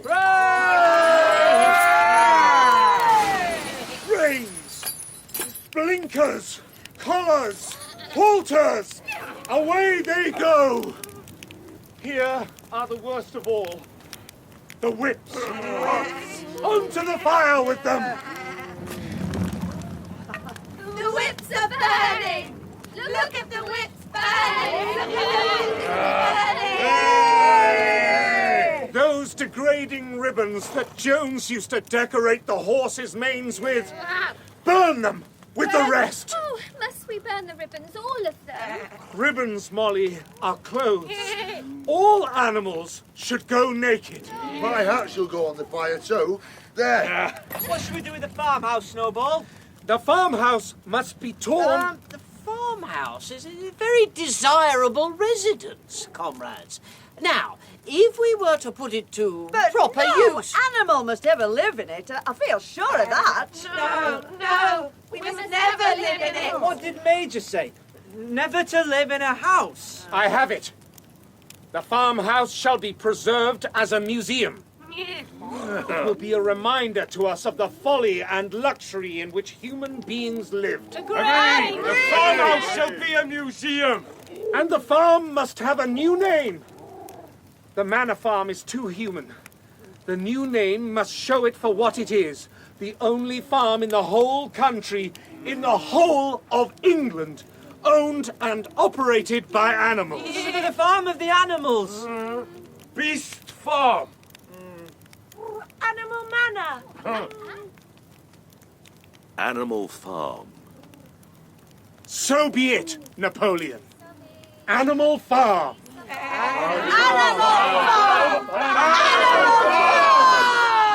Hearken to my joyful tidings of the golden future time. Soon or late the day is coming, tyrant man shall be overthrown, and the fruitful fields of England shall be trod by beasts alone.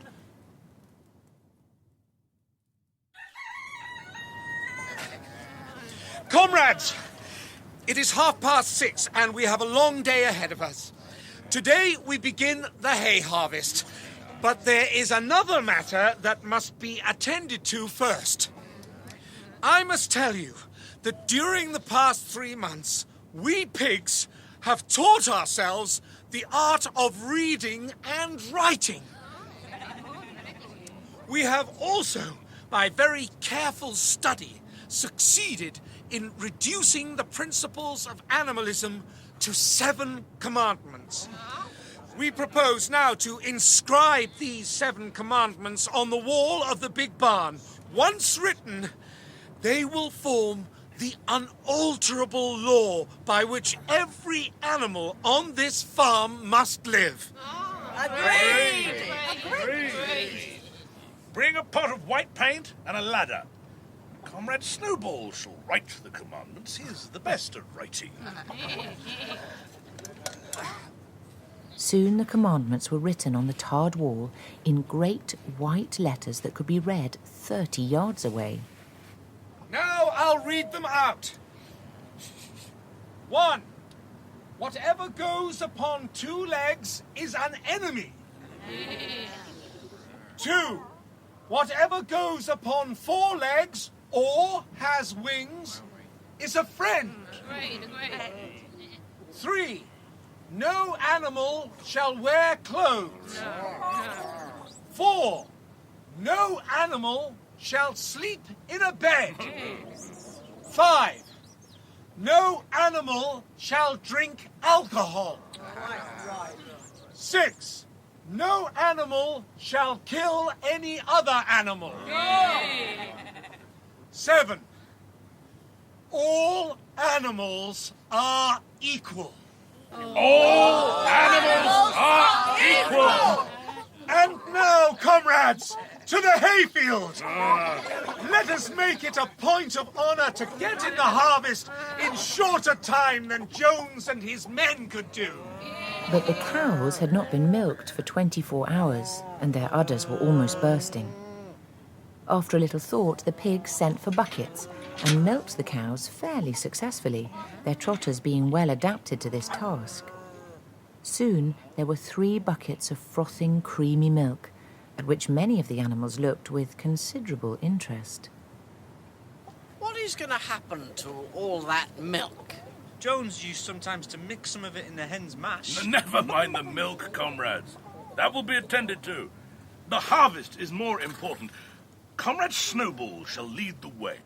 I will follow in a few minutes. Forward, comrades! The hay is waiting. So the animals trooped down to the hayfield to begin the harvest. And when they came back in the evening, it was noted that the milk had disappeared. All that day, and every day for a week to come, how they toiled and how they sweated to get the hay in. The work, with implements which had been designed for human beings, was not easy or simple. But the pigs were so clever that they could find a way round any difficulty. And as for the horses, they knew every inch of the field. In the end, their efforts were rewarded. It was the biggest harvest the farm had ever had, and not an animal stole as much as a mouthful. All through that summer, the farm ran like clockwork. The pigs, with their cleverness, and Boxer, with his tremendous cart-horse muscles, were equal to anything. Boxer had been a hard worker even in Jones's time, but now he seemed more like 3 horses than 1. His answer to every difficulty, every setback, was, I will work harder. On Sundays, there was no work. After breakfast, the green flag, which had been chosen as the emblem of the farm, it was really an old tablecloth of Mrs. Jones's, which Snowball had found in the harness room, was run up the flagstaff. And then the animals trooped into the big barn for a general assembly known as the meeting, which ended with the singing of Beasts of England. In the afternoon was given up to study and recreation.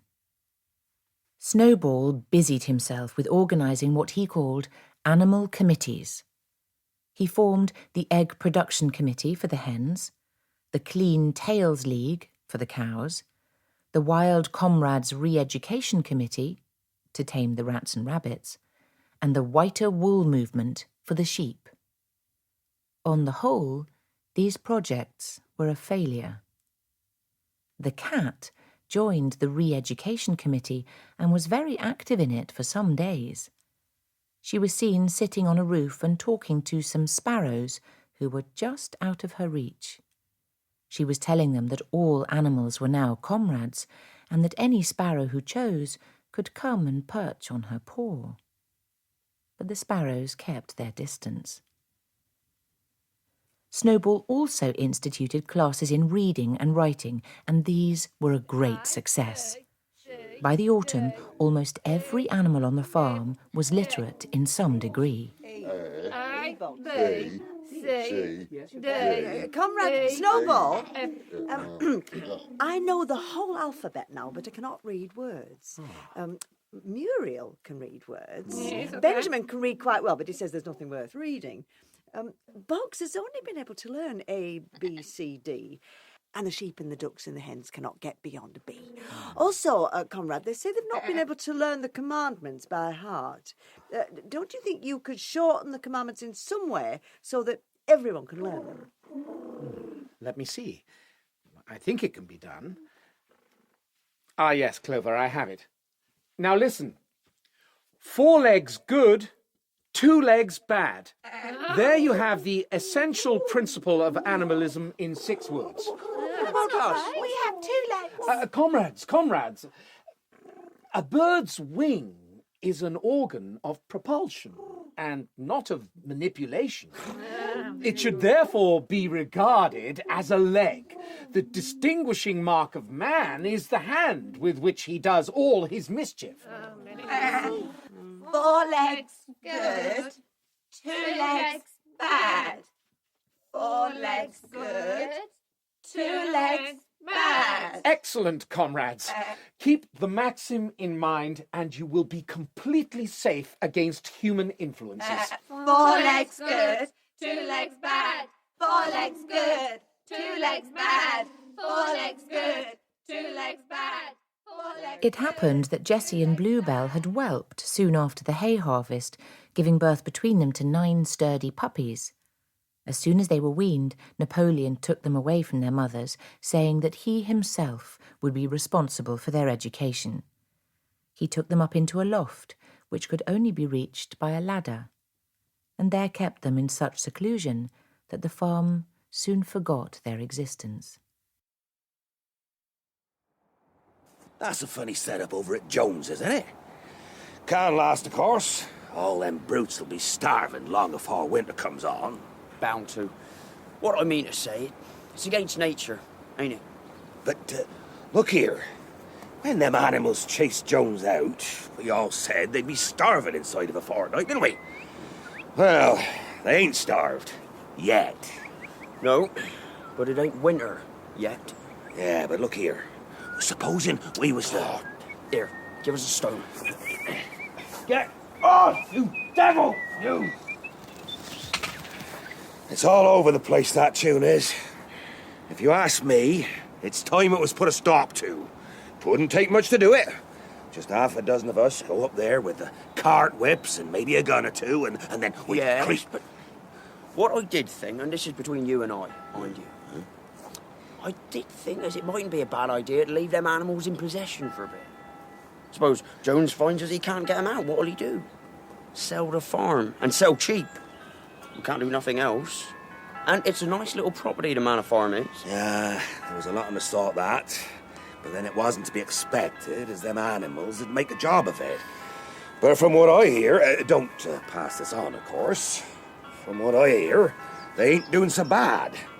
They got their A in like Christians. Now that won't do, see? It sets a bad example.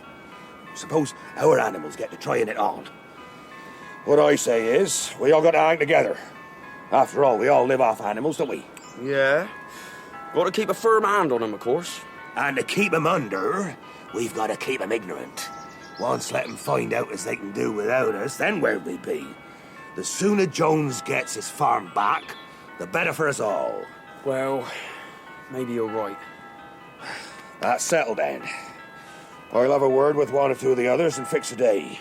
We won't half teach those beggars a lesson. Just let me get in among them with a whip and there'll be bloody murder. Okay, I'll give you a hand. You coming to church this morning? Aye, that there bell's been ringing these 10 minutes. Come on, we'd best step lively.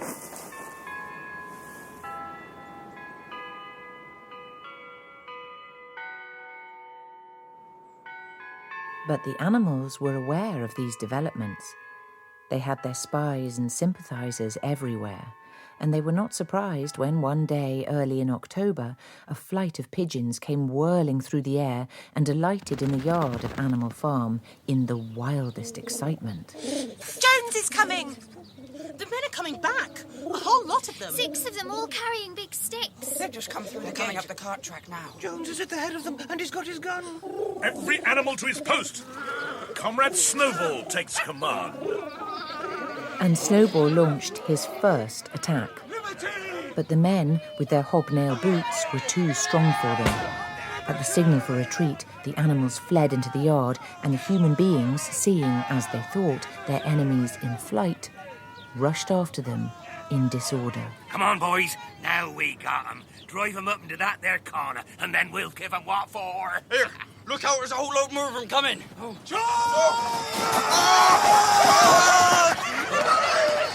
At this moment, Snowball sprang his surprise. As soon as the men were well inside the yard, the 3 horses, the 3 cows, and the rest of the pigs suddenly emerged in their rear, cutting them off.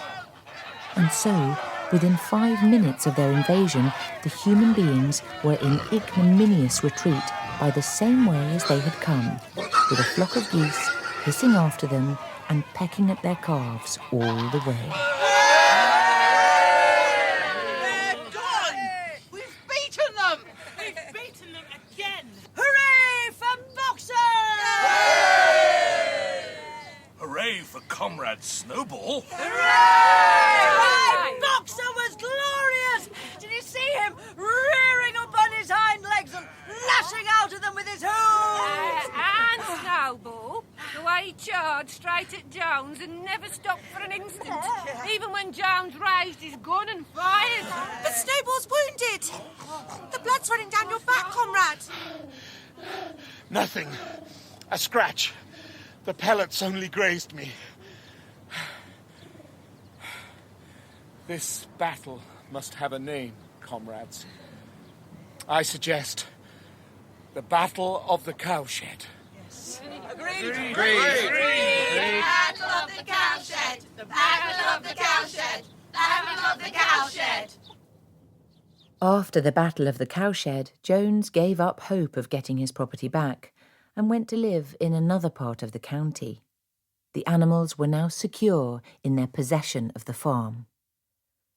The neighbouring human beings did not hate them any less than before, but they had developed a sort of grudging respect for them, one symptom of which was that they now took to calling Animal Farm by its proper name and stopped calling it the Manor Farm. As winter drew on, Molly started to be late for work and to find excuses to go to the pond and gaze at her own reflection. One day Clover took her aside. Molly, I have something very serious to say to you. This morning, I saw you looking over the hedge at the neighbouring farm and allowing a man to stroke your nose. What does that mean? He didn't. I wasn't. It isn't true. A thought struck Clover. She went to Molly's stall and turned over the straw with her hoof. There was a little pile of lump sugar and some coloured ribbons. 3 days later, Molly disappeared. There were rumours that she had been seen between the shafts of a smart dog-cart with her mane clipped and a ribbon round her forelock, looking very happy. None of the animals ever mentioned Molly again. In January, the frost and snow made it impossible to do much work in the fields, so there were many meetings in the big barn, and the work of the coming year was carefully planned out. It had come to be accepted that all questions of farm policy should be decided by the pigs. The vote was still taken, but the main decisions had always been made beforehand. The other animals thought this arrangement quite a reasonable one, but just occasionally... Boxer, do you remember how the cows were milked on the day of the rebellion? Yes, and I remember that when we came back in the evening, the milk had disappeared. It has disappeared every day since. Do you know what happens to it? I have just found out. It is mixed every day into the pig's mash. No other animal gets a drop of it. I do not think that's any concern of ours. What use is milk to a horse? Yes, but there are also the apples. When the orchard was picked, the apples were stored in the harness room. And now I hear that every one of them is to be kept for the pigs. What was that you were talking about, comrades? Ah, the milk and the apples. Let me put that in its right perspective for you, comrades. Milk and apples, this has been proved by science, comrades. Milk and apples contain substances absolutely necessary to the well-being of a pig. We pigs are brain workers. It is for your sake that we drink that milk and eat those apples. Do you know what would happen if we pigs failed in our duty even for a single day? Jones would come back. Jones left this district after the Battle of the Cowshed. Yes, Jones would come back. Surely, comrades, surely there is no one among you who wants to see Jones come back.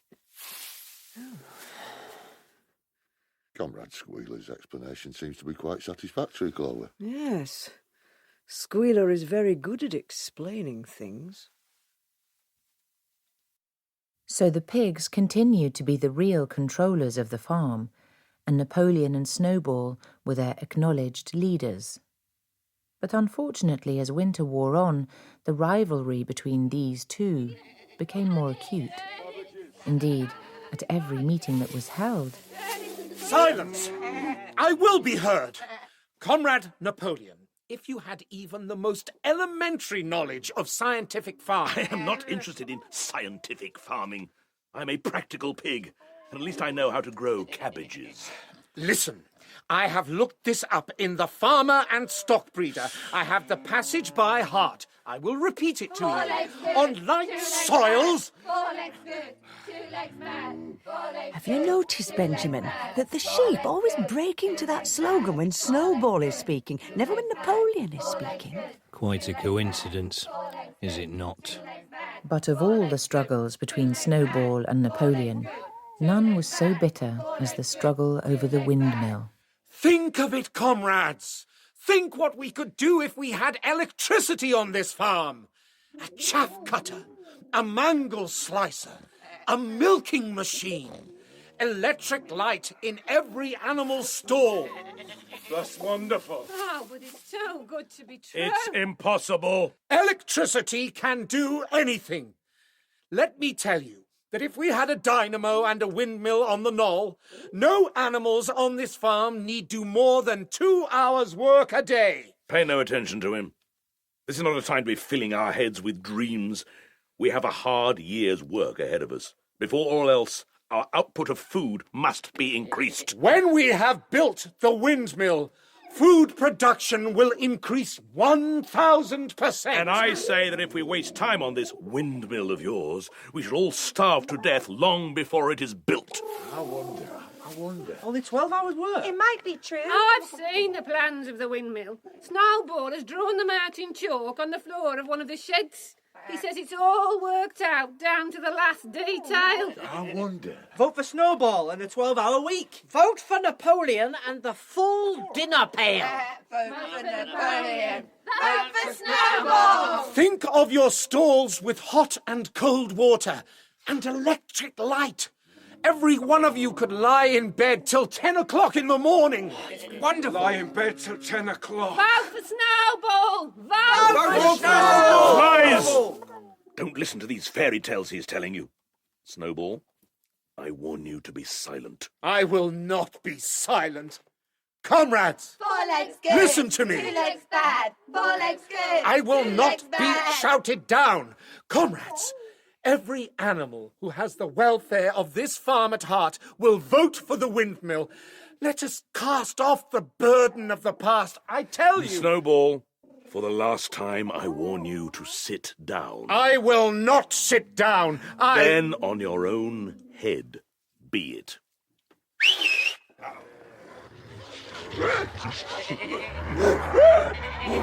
9 enormous dogs, wearing brass-studded collars, dashed straight for Snowball. In a moment, he was out of the door, and they were after him. He was running, as only a pig can run, but the dogs were on his heels. One of them all but closed his jaws on Snowball's tail, but Snowball whisked it free just in time. Then he put on an extra spurt and slipped through a hole in the hedge, and was seen no more. Silent and terrified, the animals crept back into the barn. These were the 9 puppies whom Napoleon had taken from their mothers. They were huge, savage-looking dogs, and they kept close to Napoleon. Let every animal sit down and listen to me. Now that the traitor has been expelled from our midst, a new chapter in the history of the farm can begin. From today onwards, the Sunday meetings will be discontinued. They are unnecessary and a waste of time. What? No more meetings? Comrades. No, comrades. You will still assemble here on Sunday mornings to receive the orders for the week. But there will be no more debates. All questions relating to the working of the farm will be settled by a special committee of pigs, presided over by myself. And a very good arrangement, too. Think of all the brain work that will save you, comrades, not having to think for yourselves any longer. No more meetings. Is that what Major said? Even Boxer was vaguely troubled. He set back his ears and tried hard to marshal his thoughts, but in the end he could think of nothing to say. Some of the pigs themselves, however, were more articulate. 4 young porkers sitting in the front row sprang to their feet. Comrade Napoleon, I protest. You protest? Yes. Well, that is to say... Well? Comrade, this is undemocratic. At least it's not precisely undemocratic, but, obviously, comrade, what you have done is strictly democratic, but I... Well, are you still protesting? No, comrade. I have stopped protesting. Then the meeting is at an end. Oh, and one last word. Remember always that when there has been one rebellion, there can never be another. That is the just rule of rebellion. Comrades, before we part, I wish to propose a vote of thanks to Comrade Napoleon for his self-sacrifice in taking this extra labour upon himself. Remember, comrades, that it is for our sakes that he has chosen to bear this burden. 3 cheers for our leader, Comrade Napoleon!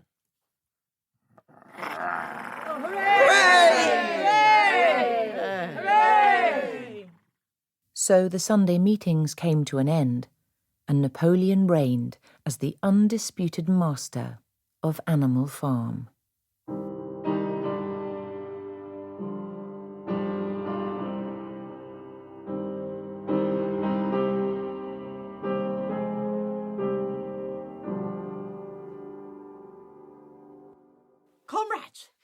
Comrades, I have a glorious piece of news for you. The windmill. You all remember our great leader Napoleon's project, which Snowball attempted to obstruct. The windmill is to be built after all. Work will begin tomorrow.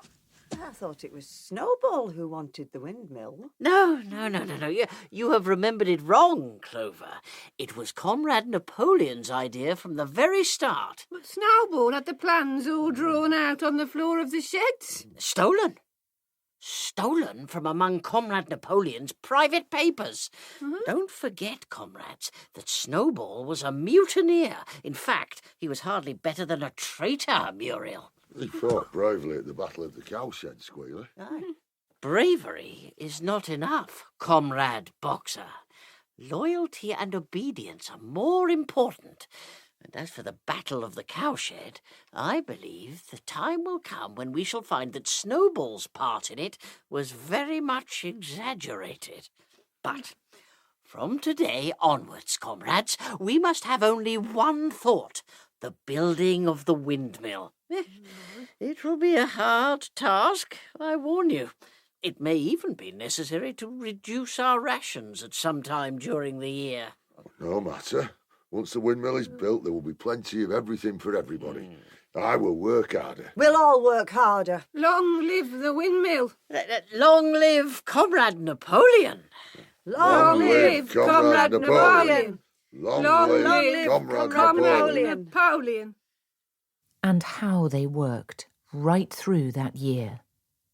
The hardest task was the breaking of the stone. Since the animals were unable to use picks and crowbars, the only way of doing it was to utilize the force of gravity.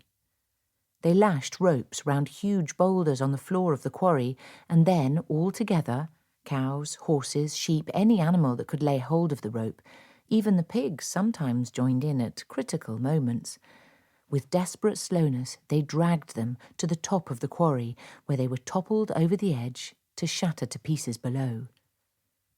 Nothing could have been achieved without Boxer.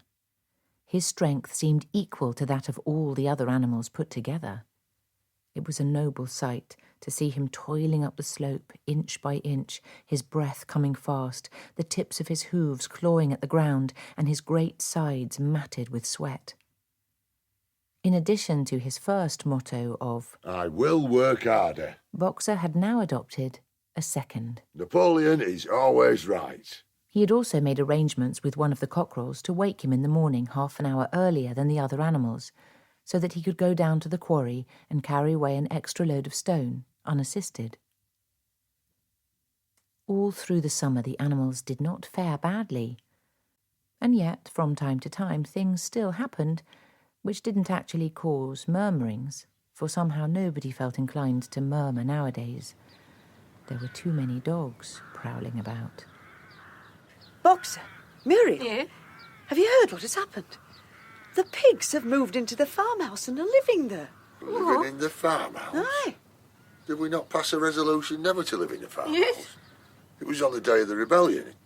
Was that resolution written down, Clover? No, it was not written down. But there is something else. Do you know that the pigs are not only living in the farmhouse, they have also taken to sleeping in the beds? Benjamin, I want you to read one of the commandments for me. You know I never meddle in such matters. Muriel, you can read. Come with me to the end wall of the barn. There now. Read me the fourth commandment. Does it not say something about never sleeping in a bed? It says, no animal shall sleep in a bed with sheets. With sheets? I'd forgotten about the sheets. We must have learned it wrong. With sheets? How strange. What was that you were saying, comrades? Ah, you have heard that we pigs are sleeping in the beds at the farmhouse. And why not? You didn't suppose, comrades, that there was ever a ruling against beds. A bed merely means a place to sleep in. A pile of straw in a stall is a bed, properly regarded. We have removed the sheets from the farmhouse beds and sleep between blankets. You wouldn't rob us of our repose, would you, comrades? You wouldn't have us too tired to carry out our duties. Surely none of you wishes to see Jones come back. No, don't let Jones come back. By late autumn, the windmill was half built.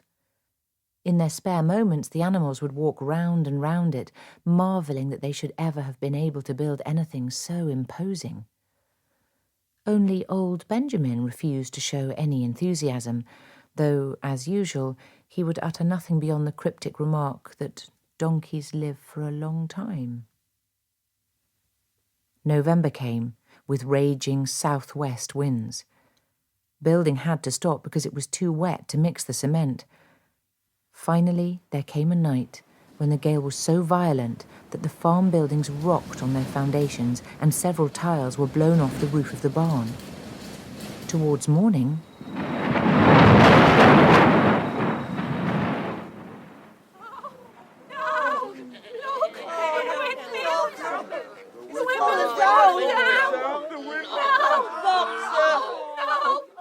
Napoleon paced to and fro in silence, occasionally snuffling at the ground.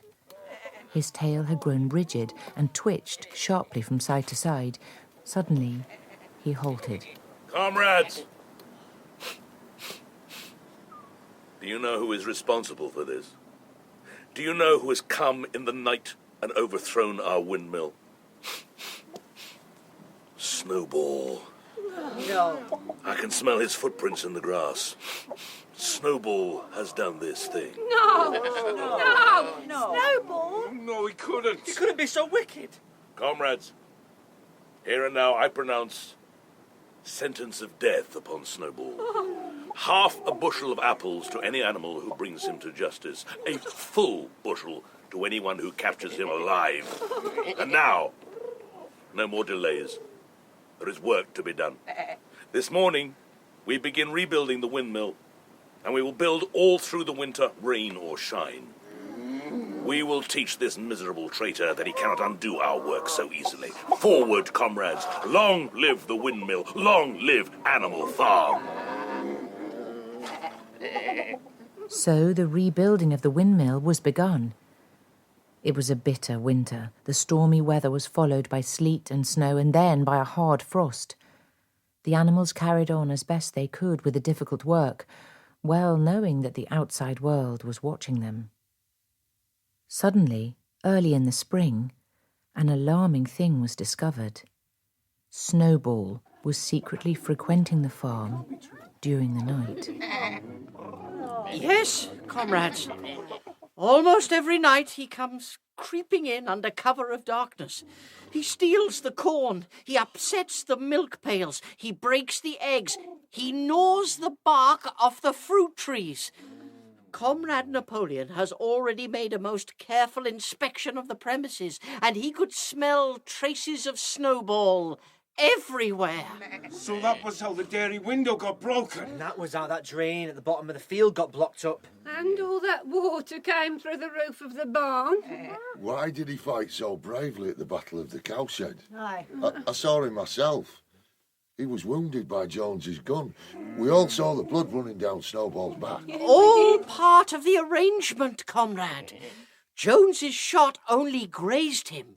The plot was for Snowball at the critical moment to give the signal for flight and leave the field to the enemy. And he very nearly succeeded. If it had not been for our heroic leader, Comrade Napoleon... No, Squealer. But do you not remember how, just at the moment when Jones and his men had got inside the yard, Snowball suddenly turned and fled, and many animals followed him? Well, did you not remember that it was just at the moment when panic was spreading and all seemed lost that our leader, Comrade Napoleon, sprang forward with a cry of "Death to humanity!" and sank his teeth in Jones's leg? Surely you remember that, comrades? It makes it all sound so real. I don't believe it's true. I believe it's true. Yes, it is true. We remember. I cannot believe that Snowball was a traitor at the beginning, but what he has done since is different. Our leader, Comrade Napoleon, has stated categorically, comrade, that Snowball was Jones's agent from the very beginning. Yes, and long before the rebellion was ever thought of. Oh, that is different. If Comrade Napoleon says it, it must be right. Napoleon is always right. That is the true spirit, comrade. And now, one last word. Let me warn every animal on this farm to keep his eyes very wide open. For we have the strongest reasons for thinking that some of Snowball's secret agents are lurking among us at this very moment. Dogs, do your duty. They were the same 4 pigs as had protested when Napoleon abolished the Sunday meetings. Have you anything to say before justice is done? I wish to confess that I am a traitor to Animal Farm and worthy of any punishment that may be visited upon me. I have been the traitor Snowball's agent and accomplice since the time of the rebellion, and I have been secretly in touch with him ever since his expulsion. I confess also that I assisted him in destroying the windmill, and that I have entered into an agreement with him to betray Animal Farm into the hands of the human enemies.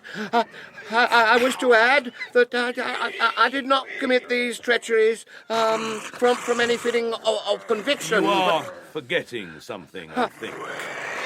Sorry, comrade, I lost the place. I admit also that Snowball revealed to me early in our association that he had been Jones' secret agent for many years before the rebellion and was employed by him as a spy and agent provocateur among the other animals.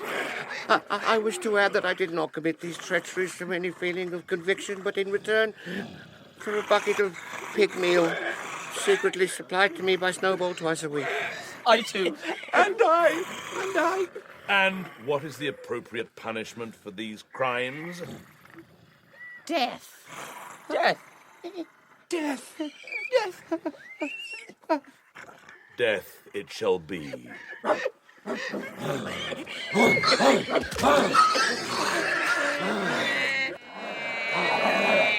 Has any other animal anything to confess? Has any other animal anything to confess?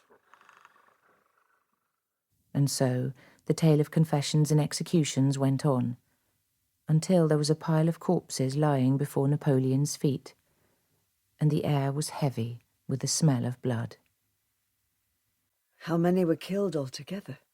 Oh, I don't know. 10, 15, more. It is the first time that blood has been shed.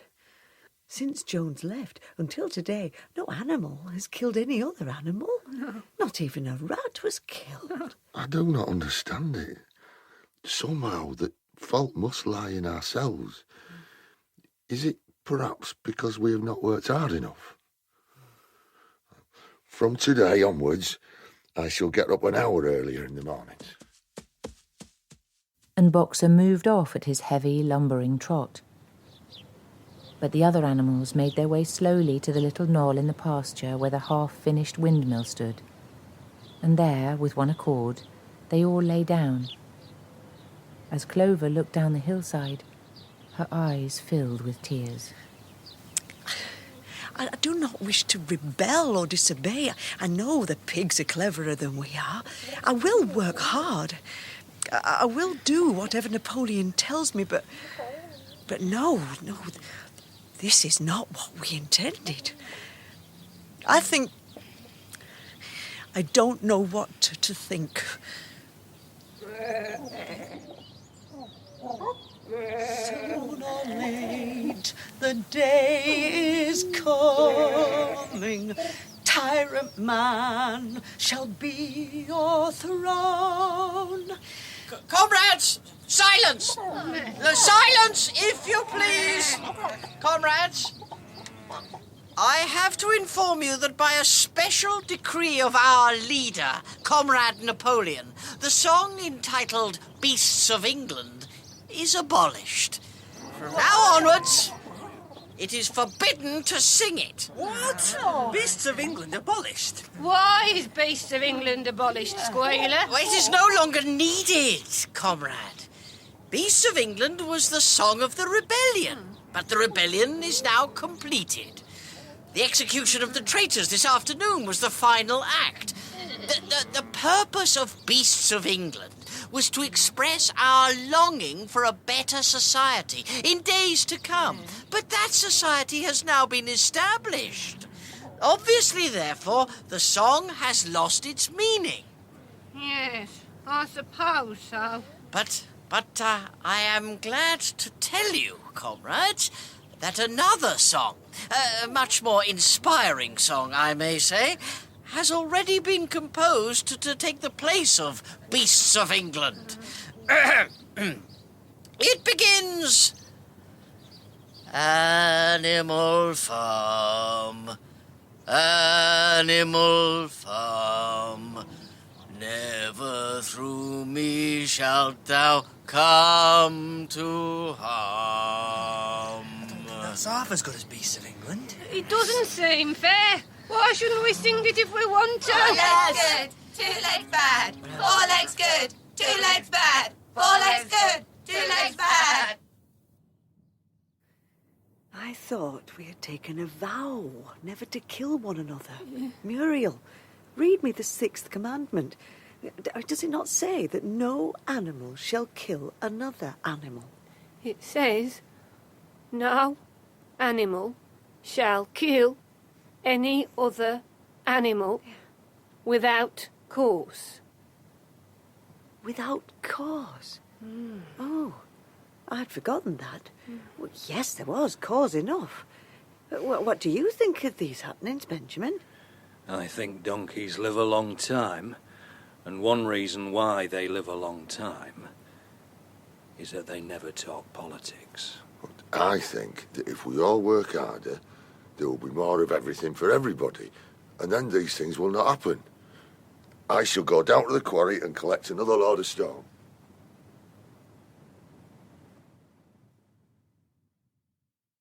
In the autumn, by a tremendous, exhausting effort, the windmill was finished. Tired out but proud, the animals walked round and round their masterpiece, which appeared even more beautiful than when it had been built the first time. Moreover, the walls were twice as thick as before. Nothing short of explosives would lay them low this time. Napoleon himself, attended by his dogs and his black cockerel, came down to inspect the completed work. He personally congratulated the animals on their achievement and declared that the mill would be named Napoleon Mill. 2 days later, he announced that he had sold a pile of timber to the neighbouring farmer, Frederick. The pigs were in ecstasies over Napoleon's cunning. Frederick had wanted to pay for the timber with something called a cheque, but Napoleon was too clever for him. He had demanded payment in real £5 notes. 3 days later, a choking roar of rage sounded from Napoleon's apartments. It had been discovered that the banknotes were forgeries. Napoleon summoned the animals together. The death sentence is pronounced on the traitor Frederick. When captured, he will be boiled alive. We must expect the worst and be on our guard. The very next morning, the attack came. There were 15 men with half a dozen guns between them, and they opened fire as soon as they got within 50 yards. The animals could not face the stinging pellets and took refuge in the farm buildings. Frederick and his men halted at the windmill. 2 of them produced a crowbar and a sledgehammer. They were going to knock it down. Impossible! We have built the walls too thick. They could not knock it down in a week. Courage, comrades! Do you not see what they are doing? They're going to pack blasting powder into that hole.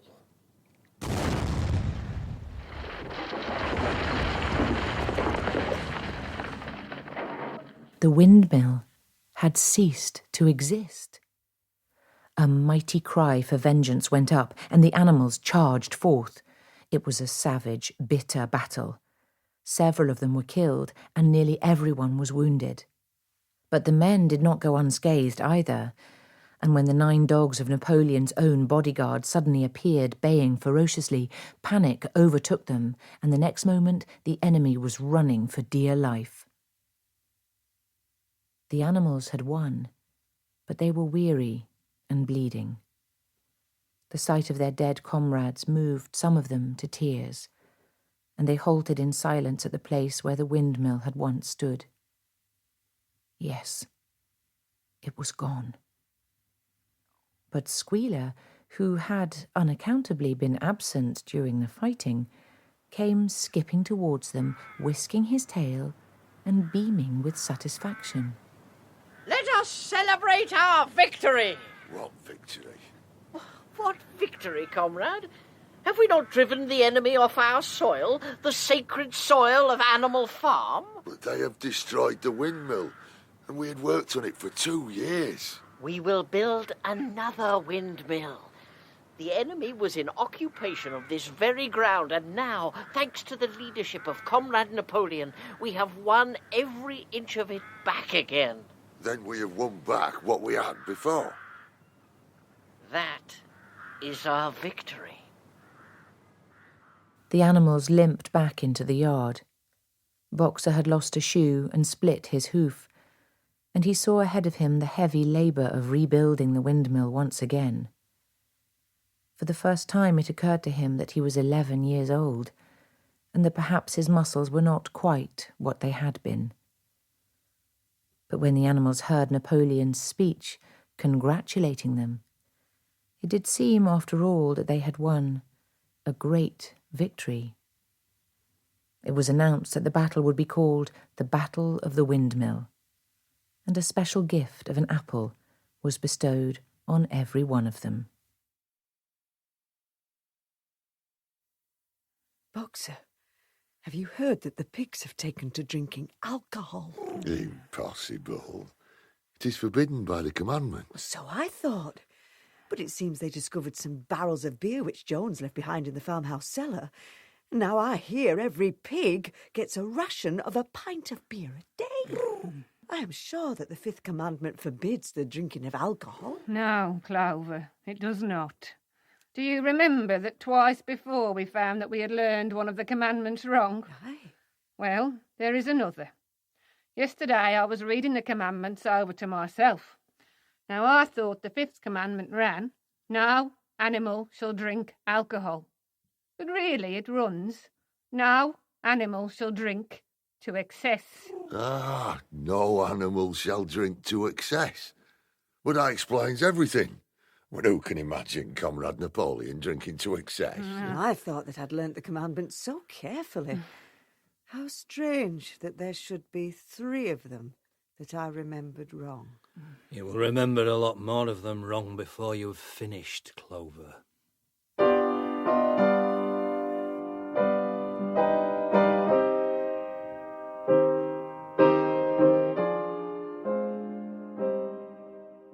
They started rebuilding the windmill at once.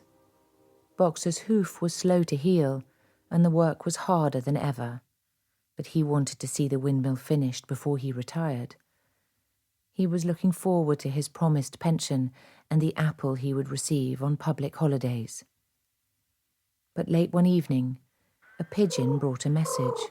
Boxer has fallen. He's lying on his side and can't get up. Boxer, how are you? It is my lung.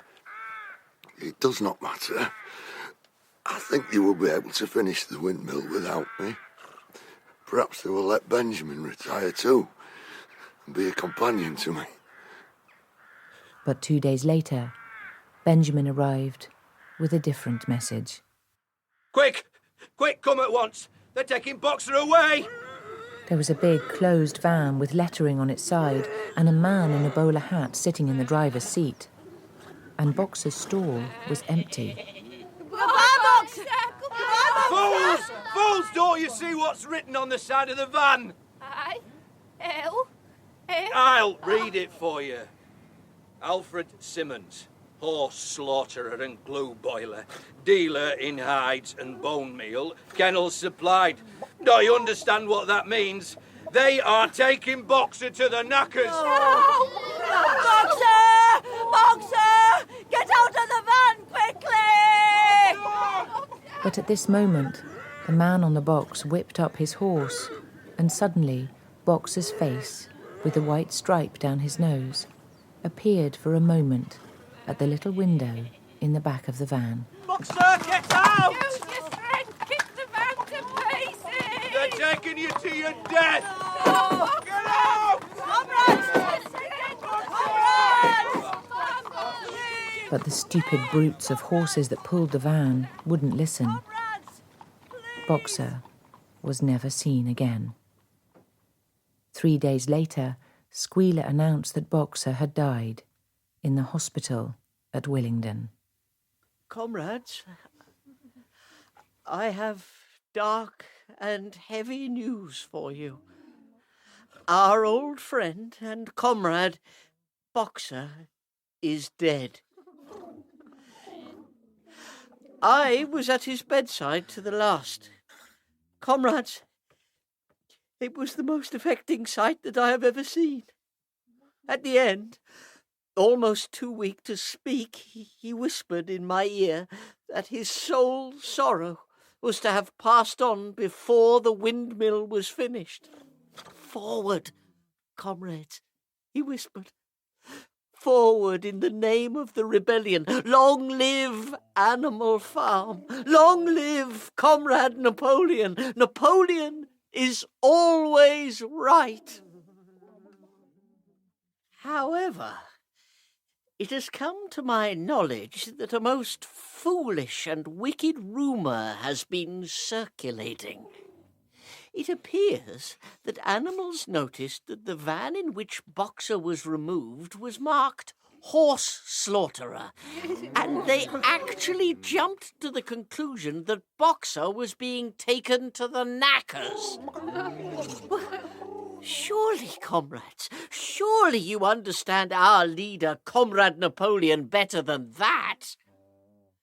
That van used to belong to the horse slaughterer, and it was bought from him by the veterinary surgeon.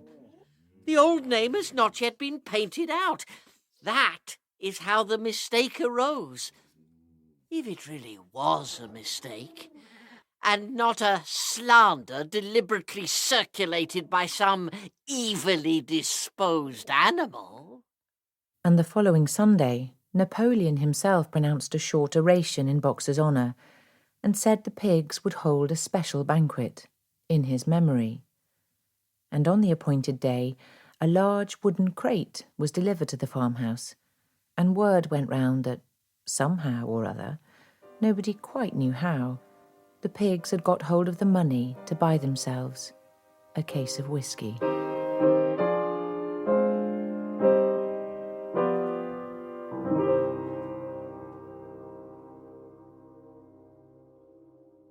Years passed. The seasons came and went. The short animal lives fled by. A time came when there was no one left who remembered the old days before the rebellion, except Clover and Benjamin and a number of the pigs. Napoleon was now a mature boar of 24 stone. He was seldom seen in public, and when he did appear, it was always with a bodyguard of dogs and the black cockerel who marched in front of him, uttering shrill cock-a-doodle-doos.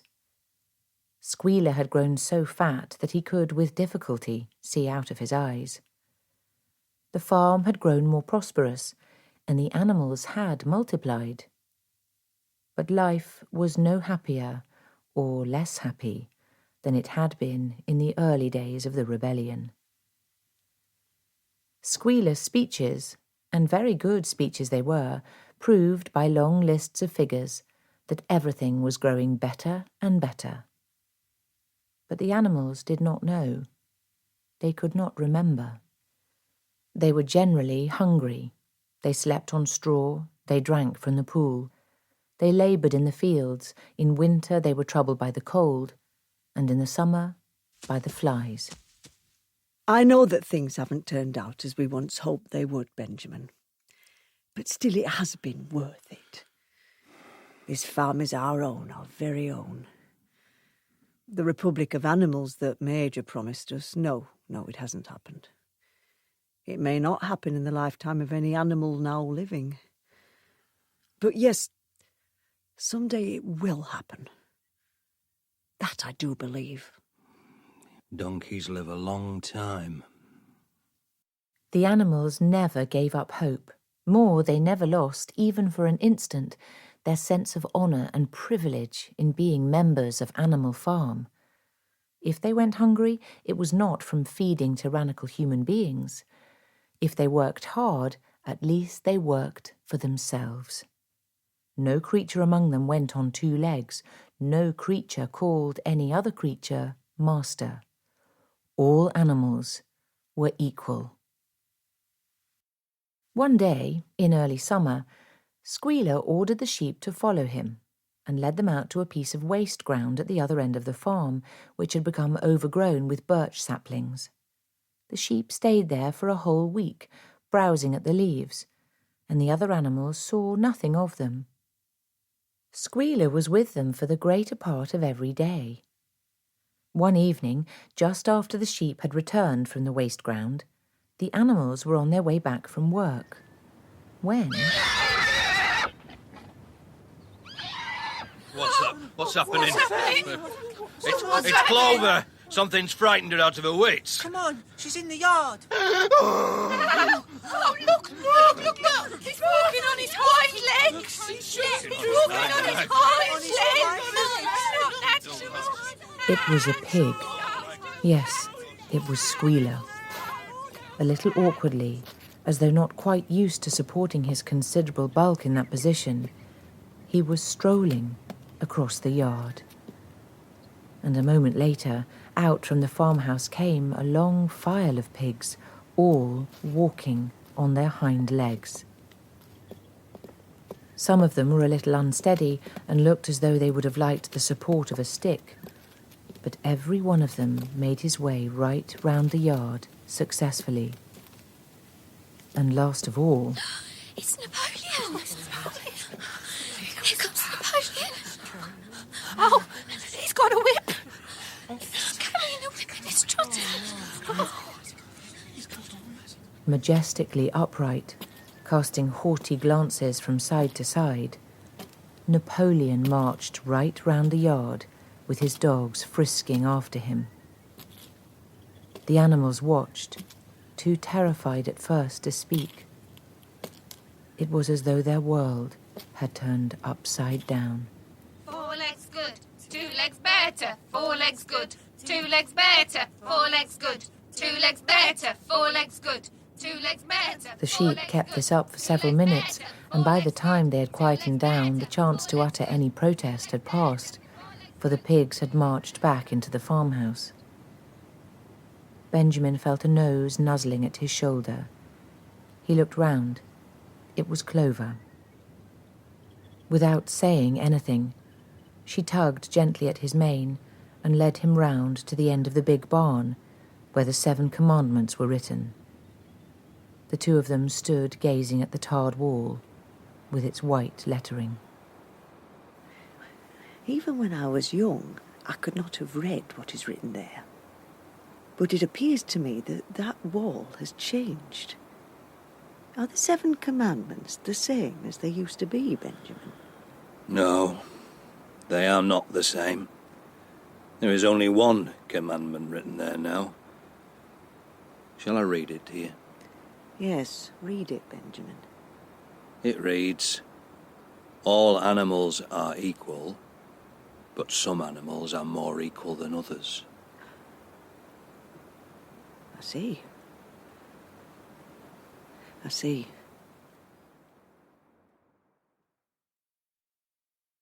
After that, it did not seem strange when next day the pigs who were supervising the work of the farm all carried whips in their trotters. It did not seem strange to hear that the pigs had bought themselves a wireless set.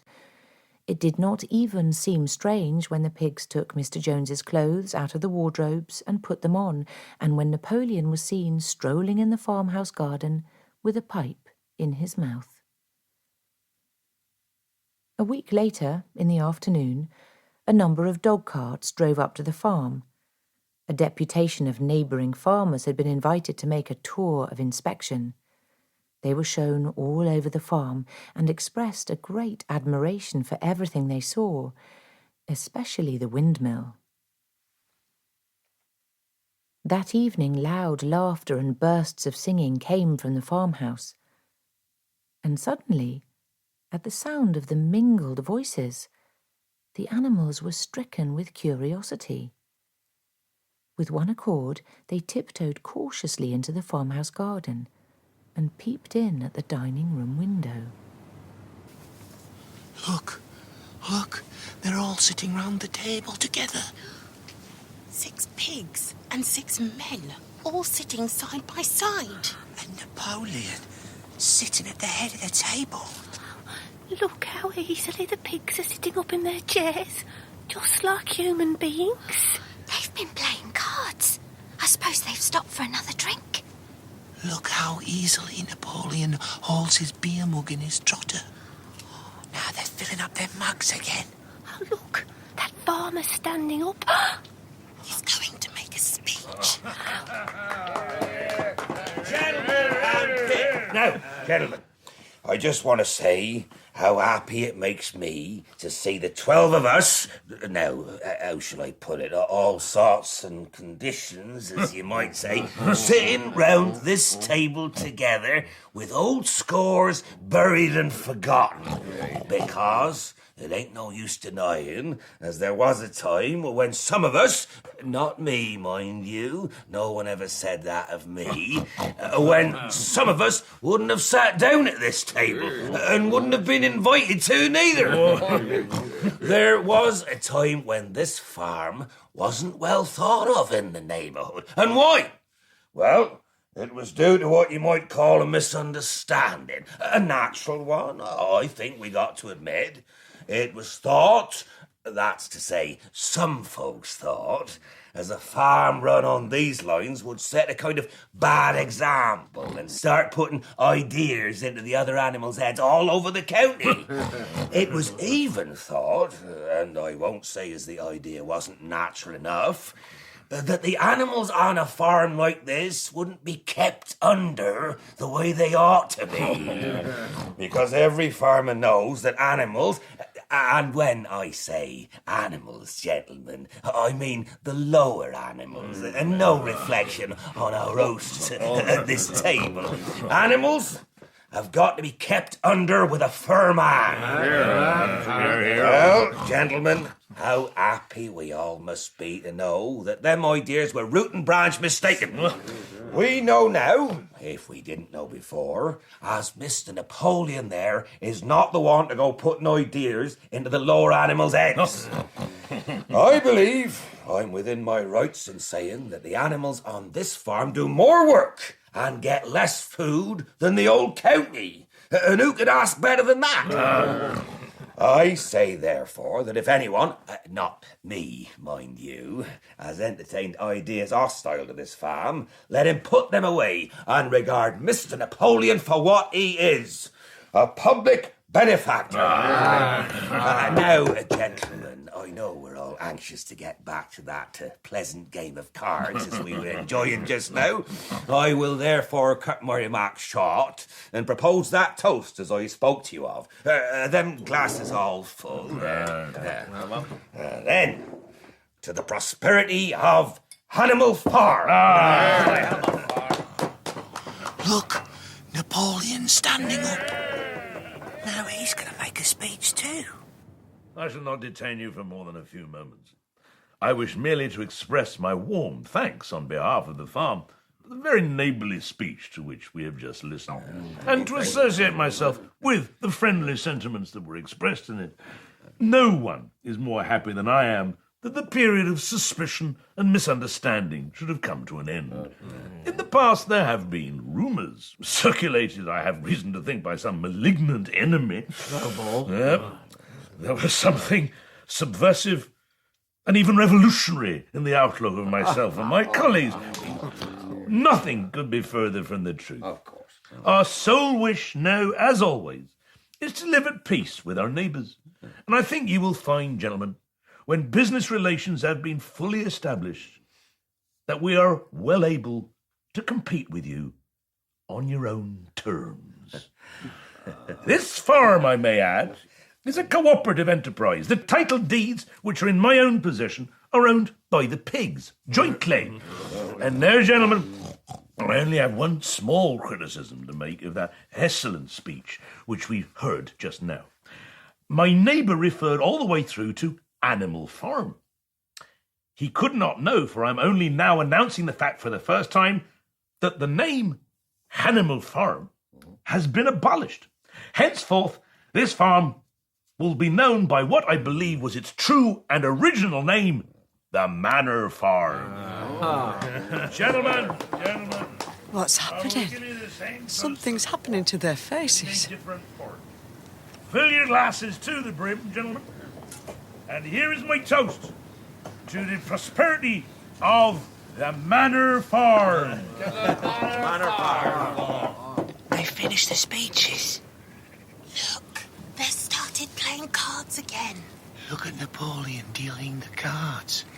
How neatly he does it, just like a human being. But what's happening to the faces of the pigs? What's happening? I think they're fighting. Get trying it on with me. How come that other ace of spades is on the table? Yeah. You know as well as I do, there's only one ace in the pack. How many more of them you got keeping hidden? Come on, then, turn out them pockets and let's have a look. How dare you suggest a spit in my... The quarrel continued. There was shouting, banging on the table, sharp, suspicious glances, furious denials. The eyes of the animals outside flitted from one face to another. Some of them had 5 chins, some had 4, some had 3. But what was it that seemed to be melting and changing in the faces of the pigs? It started to happen when he said the Manor Farm. Tell me, Benjamin, is it really happening? Or is it only because my eyes are growing so dim? No, Clover. There's nothing wrong with your eyes. It is happening. 12 voices were shouting in anger, and they were all alike. No question now what had happened to the faces of the pigs. The creatures outside looked from pig to man, and from man to pig, and from pig to man again. But already it was impossible to say which was which. In Animal Farm, the narrator was Tamsin Gregg. Napoleon was played by Nicky Henson, Squealer by Toby Jones, Snowball by Patrick Brennan, and Major by Robert Blythe. Boxer was Ralph Ineson, Clover Liza Sadovy, Benjamin Paul Stonehouse, Muriel Sarah Tom, and Molly Lizzie Watts. Other parts were played by Eleanor Crooks, Ben Crow, Will Howard, Gerard McDermott, Adam Nagaitis, and Stephanie Racine. The musical director was Neil Brand. Animal Farm was adapted from his own novel by George Orwell. The director was Alison Hindle. Welcome to GoldenAgeRadio.com, rumble.com/C/GAR. Brand new episodes every week. Visit VeteransRadioMinistry.com to listen to more episodes like this. If I didn't... The idea really came to me the day I got my new false teeth. I was trying to shave with a bluntish razor blade. My face looked back at me out of the mirror. It's one of those bricky red faces that go with butter-coloured hair and pale blue eyes. When I've got my teeth in, I probably don't look my age, which is 45. Making a mental note to buy razor blades, I got into the bath and started soaping. I soaped my arms, I've got those kind of pudgy arms that are freckled up to the elbow, and then took the back brush and soaped my shoulder blades, which in the ordinary way I can't reach. It's a nuisance, but there are several parts of my body that I can't reach nowadays. The truth is that I'm inclined to be a little bit on the fat side. I don't mean that I'm like something in a sideshow at a fair. My weight isn't much over 14 stone, and last time I measured round my waist it was either 48 or 49, I forget which. And I'm not what they call disgustingly fat. I haven't got one of those bellies that sag halfway down to the knees. It's merely that I'm a little bit broad in the beam, with a tendency to be barrel-shaped. Do you know the active, hearty kind of fat man? The athletic, bouncing type that's nicknamed Fatty or Tubby, and is always the life and soul of the party? I'm that type. Fatty, they mostly call me. Fatty Bowling. George Bowling is my real name. But at that moment I didn't feel like the life and soul of the party. Nowadays I nearly always do have a morose kind of feeling in the early mornings. It was those bloody false teeth. Say what you will, false teeth are a landmark. When your last natural tooth goes, the time when you can kid yourself that you're a Hollywood sheik is definitely at an end. This morning there were reasons why I ought to have been in a better mood. To begin with, I was taking the day off to go and fetch my new false teeth. And besides, I had 17 quid, which nobody else had heard about. Nobody in the family, that is. It had happened this way. A chap in our firm, Mellors by name, had got hold of a book called Astrology Applied to Horse Racing, which proved that it's all a question of influence of the planets on the colours the jockey is wearing. Well, in some race or other there was a mare called Corsair's Bride, a complete outsider, but her jockey's colour was green, which it seemed was just the colour for the planets that happened to be in the ascendant. Mellors, who was deeply bitten with this astrology business, was putting several quid on the horse, and went down on his knees to me to do the same. In the end, chiefly to shut him up, I risked 10 bob, though I don't bet as a general rule. Sure enough, Corsair's Bride came home in a walk. I forget the exact odds, but my share worked out at 17 quid. By a kind of instinct, rather queer and probably indicating another landmark in my life, I just quietly put the money in the bank and said nothing to anybody. I've never done anything of this kind before. A good husband and father would have spent it on a dress for Hilda, that's my wife, and boots for the kids. But I'd been a good husband and father for 15 years, and I was beginning to get fed up with it. I lay down in the bath to think about my 17 quid and what to spend it on. The alternatives were either a weekend with a woman or dribbling it quietly away on odds and ends such as cigars and double whiskies. I was thinking about women and cigars when there was a noise like a herd of buffaloes. It was the kids, of course. 2 kids in a house the size of ours is like a quart of beer in a pint mug. There was a frantic stamping outside. "Dada, I want to go somewhere." "Go somewhere else then. I'm having a bath." "Dada, I want to go somewhere."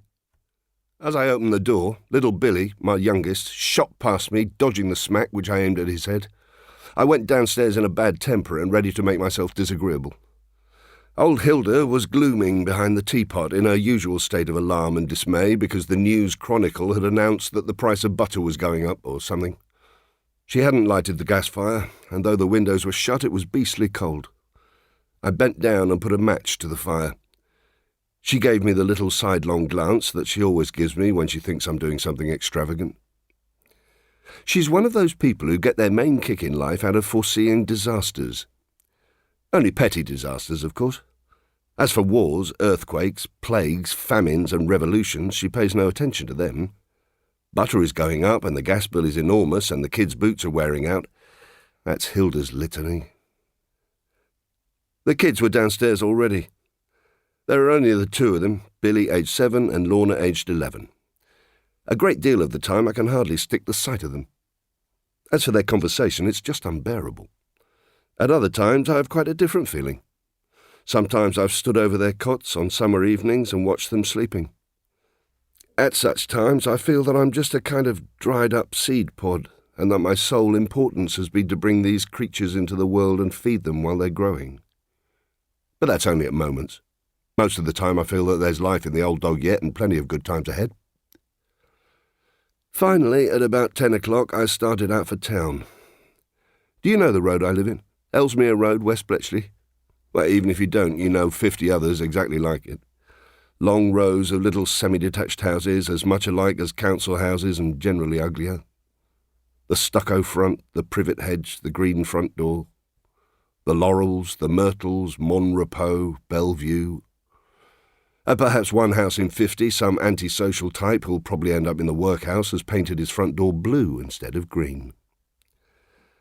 I had no illusions about myself that morning.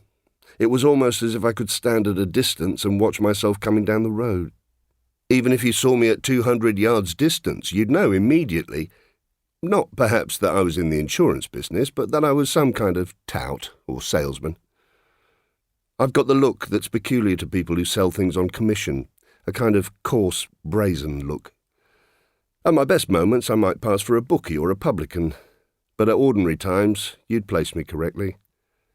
Economically and socially, I'm about at the average level of Ellesmere Road. What is a road like Ellesmere Road? Just a prison with the cells all in a row. A line of semi-detached torture chambers where the poor little 5 to 10 pounder weakers quake and shiver, every one of them with the boss twisting his tail and his wife riding him like the nightmare and the kids sucking his blood like leeches. Of course, the basic trouble with people like us is that we all imagine we've got something to lose. 9/10 of the people in Ellesmere Road are under the impression that they own their houses. Ellesmere Road is part of a huge racket called the Hesperides Estate, the property of the Cheerful Credit Building Society. As a matter of fact, we don't own our houses, even when we've finished paying for them. When Ellesmere Road was built, it gave on some open fields known as Platt's Meadows. It had always been understood that Platt's Meadows weren't to be built on. However, West Bletchley was a growing suburb. I've never seen Sir Herbert Crumb or any of the big noises of the Cheerful Credit in the flesh, but in my mind's eye I could see their mouths watering. Suddenly the builders arrived and houses began to go up on Platt's Meadows. But the really subtle swindle is the mental one. Merely because of the illusion that we own our houses and have what's called a stake in the country, we poor saps in the Hesperides are turned into Crumb's devoted slaves forever. We're all Tories, yes-men and bum-suckers. We're all bought, and what's more, we're bought with our own money. Every one of those poor downtrodden bastards would die on the field of battle to save his country from Bolshevism. Why do they stand it? I was thinking. Pure funk, of course. Everyone that isn't scared stiff of losing his job is scared stiff of war or fascism or communism or something. There was a bombing plane flying low overhead. Two vulgar kind of blokes, obviously commercials of the lowest type, were sitting opposite me. One of them was reading the Mail and the other was reading the Express. I could see by their manner that they'd spotted me for one of their kind. The line from West Bletchley runs most of the way through slums, but it's kind of peaceful, the glimpses you get of little backyards and the flat roofs where the women peg out the washing. The great black bombing plane zoomed ahead. One of the commercials cocked his eye at it for just a second. I knew what he was thinking. For that matter, it's what everybody else is thinking. In 2 years' time, 1 year's time, what shall we be doing when we see one of those things?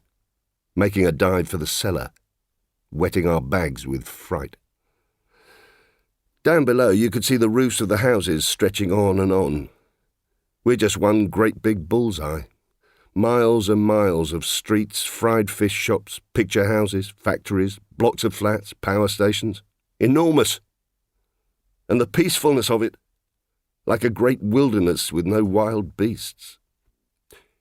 In the whole of England at this moment there probably isn't a single bedroom window from which anyone's firing a machine gun. But how about 5 years from now? Or 2 years? Or 1 year? I was early for my appointment, but it was time for a bit of grub. We £5 to £10 a weekers aren't well served in the way of eating places in London. Why the hell am I coming here? I thought to myself as I went in. There's a kind of atmosphere about these places that gets me down. Everything's slick and shiny and streamlined. Everything's spent on the decorations and nothing on the food. No comfort, no privacy. I ordered a large coffee and a couple of frankfurters. I can't honestly say that I'd expected the thing to have a pleasant taste. But this, a sort of horrible soft stuff was oozing all over my tongue. It was fish. A thing calling itself a frankfurter filled with fish. I got up and walked straight out without touching my coffee. I remembered I'd read in the paper somewhere about these food factories in Germany where everything's made out of something else. Ersatz, they call it. It gave me the feeling that I'd bitten into the modern world and discovered what it was really made of. Everything slick and streamlined, everything made out of something else. Rotten fish in a rubber skin. Bombs of filth bursting inside your mouth. When I got the new teeth in, I felt a lot better. Though very likely it sounds absurd to say that false teeth can make you feel younger, it's a fact that they did so. It struck me that really I wasn't such a bad figure of a man. There was time to have a pint. When I came out of the pub, I felt quite different, in a kind of mood in which you foresee the end of the world and get a certain kick out of it. I was walking westward up the Strand. The usual crowd that you can hardly fight your way through, and the usual jam of traffic with the great red buses nosing their way between the cars and the engines roaring and horns tooting. I felt as if I was the only person awake in a city of sleepwalkers. When you walk through a crowd of strangers, it's next door to impossible not to imagine that they're all waxworks. But probably they're thinking just the same about you. But that was how I felt. We're all on the burning deck, and nobody knows it except me. Like turkeys in November, I thought. Not a notion of what's coming to them. I saw this street as it'll be in 3 years' time. 1941, they say it's booked for. No, not all smashed to pieces. Only a little altered, kind of chipped and dirty looking, the shop windows almost empty. Down a side street there's an enormous bomb crater. It's all curiously quiet, and everyone's very thin. Some days I say to myself that it's just a scare got up by the newspapers. Some days I know in my bones there's no... When I got down near Charing Cross, the boys were yelling a later edition of the evening papers. King Zog's wedding postponed. But just at that moment, a queer thing happened. King Zog's name had started memories in me. I was back in the parish church at Lower Binfield. I was Georgie Bowling, aged 7. and it was Sunday morning, and I could smell the church, a peculiar, decaying, sweetish sort of smell. How it came back to me. The sweet, corpsey smell, the rustle of Sunday dresses, the wheeze of the organ. A moment later, it was as though I'd opened my eyes again, and there was a traffic jam in the Strand. The petrol stink and the roar of the engines seemed to me less real than Sunday morning in Lower Binfield, 38 years ago. I tell you, it was a good world to live in. I belong to it. So do you. I suppose by this time you've got a kind of picture of me in your mind, and subconsciously you've been imagining that I was just the same even when I was in my cradle. But 45 years is a long time, and I've changed a great deal. It may seem queer, but my father would probably be rather proud of me if he could see me now. He'd think it a wonderful thing that a son of his should own a motor car and live in a house with a bathroom. Even now I'm a little above my origin, and at other times I've touched levels that we should never have dreamed of in those old days before the war. Before the war. How long shall we go on saying that, I wonder? How long before the answer will be, which war? I was born in 93, and I can actually remember the outbreak of the Boer War. Mother had fixed a wooden gate in the doorway to prevent Joe and myself, Joe was my elder brother, from getting into the shop. I can still remember standing there clutching the bars. When you're very young, you seem to suddenly become conscious of things that have been under your nose for a long time past. For instance, it was only when I was nearly 4 that I suddenly realised that we owned a dog. Naylor, his name was, an old white English terrier. In the same way, I'd discovered that beyond the gate at the end of the passage there was the shop itself, with the huge scales and the tin shovel and the white lettering on the window. I suppose Lower Binfield was just like any other market town of about 2,000 inhabitants. It was in Oxfordshire, about 5 miles from the Thames. It lay in a bit of a valley with hills behind. On top of the hills there were woods among which you could see a great white house with a colonnade. This was Binfield House. I must have been nearly 7 before I noticed the existence of Binfield House. By that time I knew every inch of the town, which was shaped roughly like a cross with the marketplace in the middle. Our shop was in the High Street, and on the corner there was Mrs. Wheeler's sweet shop, where you spent a halfpenny when you had one. Mrs. Wheeler was a dirty old witch, and people suspected her of sucking the bull's-eyes and putting them back in the bottle. In the middle of the marketplace there was the stone horse trough, and on top of the water there was always a fine film of dust and chaff. If I shut my eyes and think of Lower Binfield any time before I was, say, 8, it's always in summer weather that I remember it. All my memories are bound up with things to eat. In September there were sloes and hazelnuts. Later on there were beech nuts and crab apples. Joe was 2 years older than myself. When we were very small, Mother used to pay Katie Simmons to take us out for walks in the afternoons. She was only 12 when Joe was 7 and I was 5, and her mental level wasn't very different from ours. But so far as conversation went, we were almost on equal terms. We used to go for long, trailing kinds of walks past the allotments and back by the Upper Binfield Road so as to pass the sweet shop. Even when we had no money, we'd go that way.